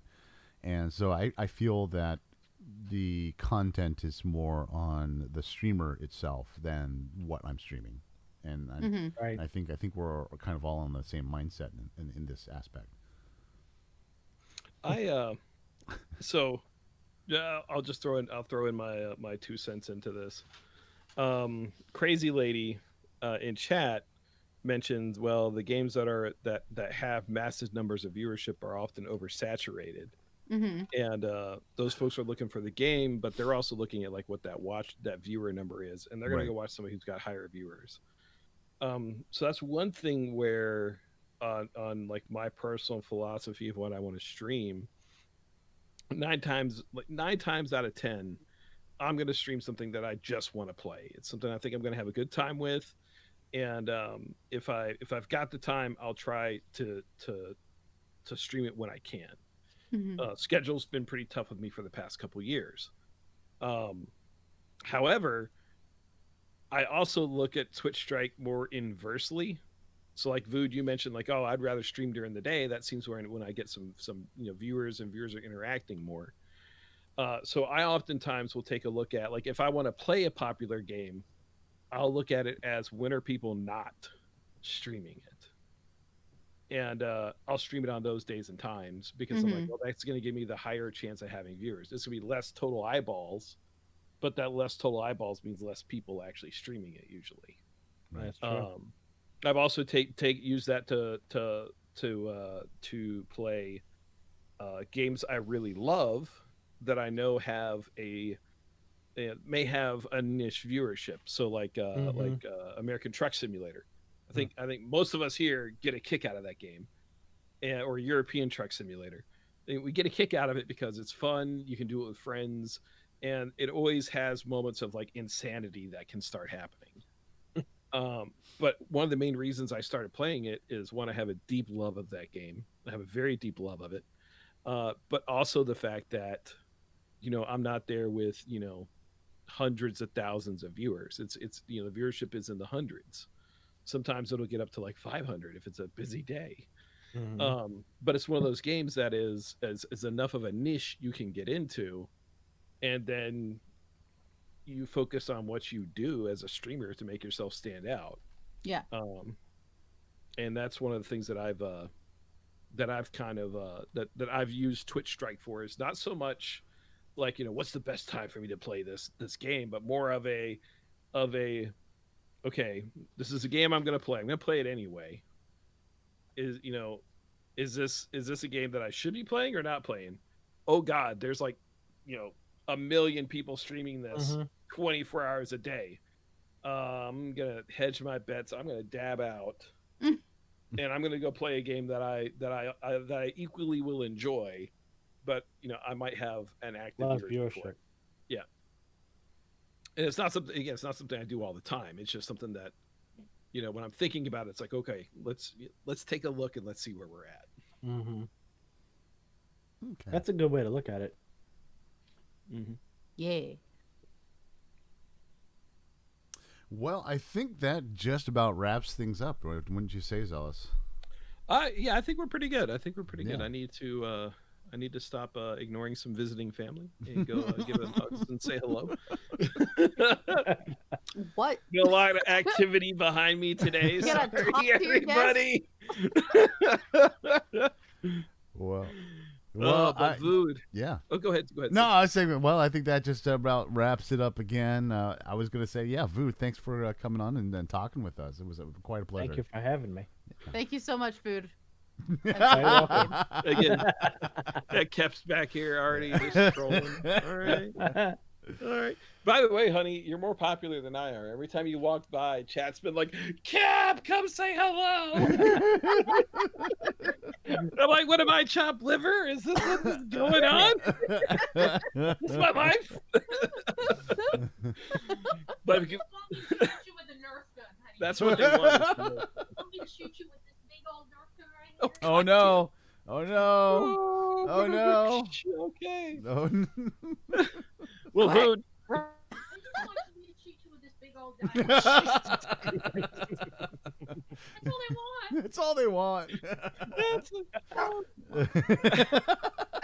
I don't know. I once heard from Ace of Base that all that they want is another baby, and then she'll be gone tomorrow. And then they want to see this guy. Oh my God, I'm getting the They dog. just want you to see this guy. This is Bigsby. Hi, Big Hi, Speed. oh God, now I have a dog. This is a very pet-filled We're trying to end the episode. stream, and this more stuff keeps happening. All right. Zealous is a little contained right now. I'm going to say thank you guys for joining us for another episode of Streamer and Troll. I'm Sidious, that's Des, that's Food, and Zealous with Bigsby, and oh, there's another dog I don't know. Oh no. Oh, they got Capalili.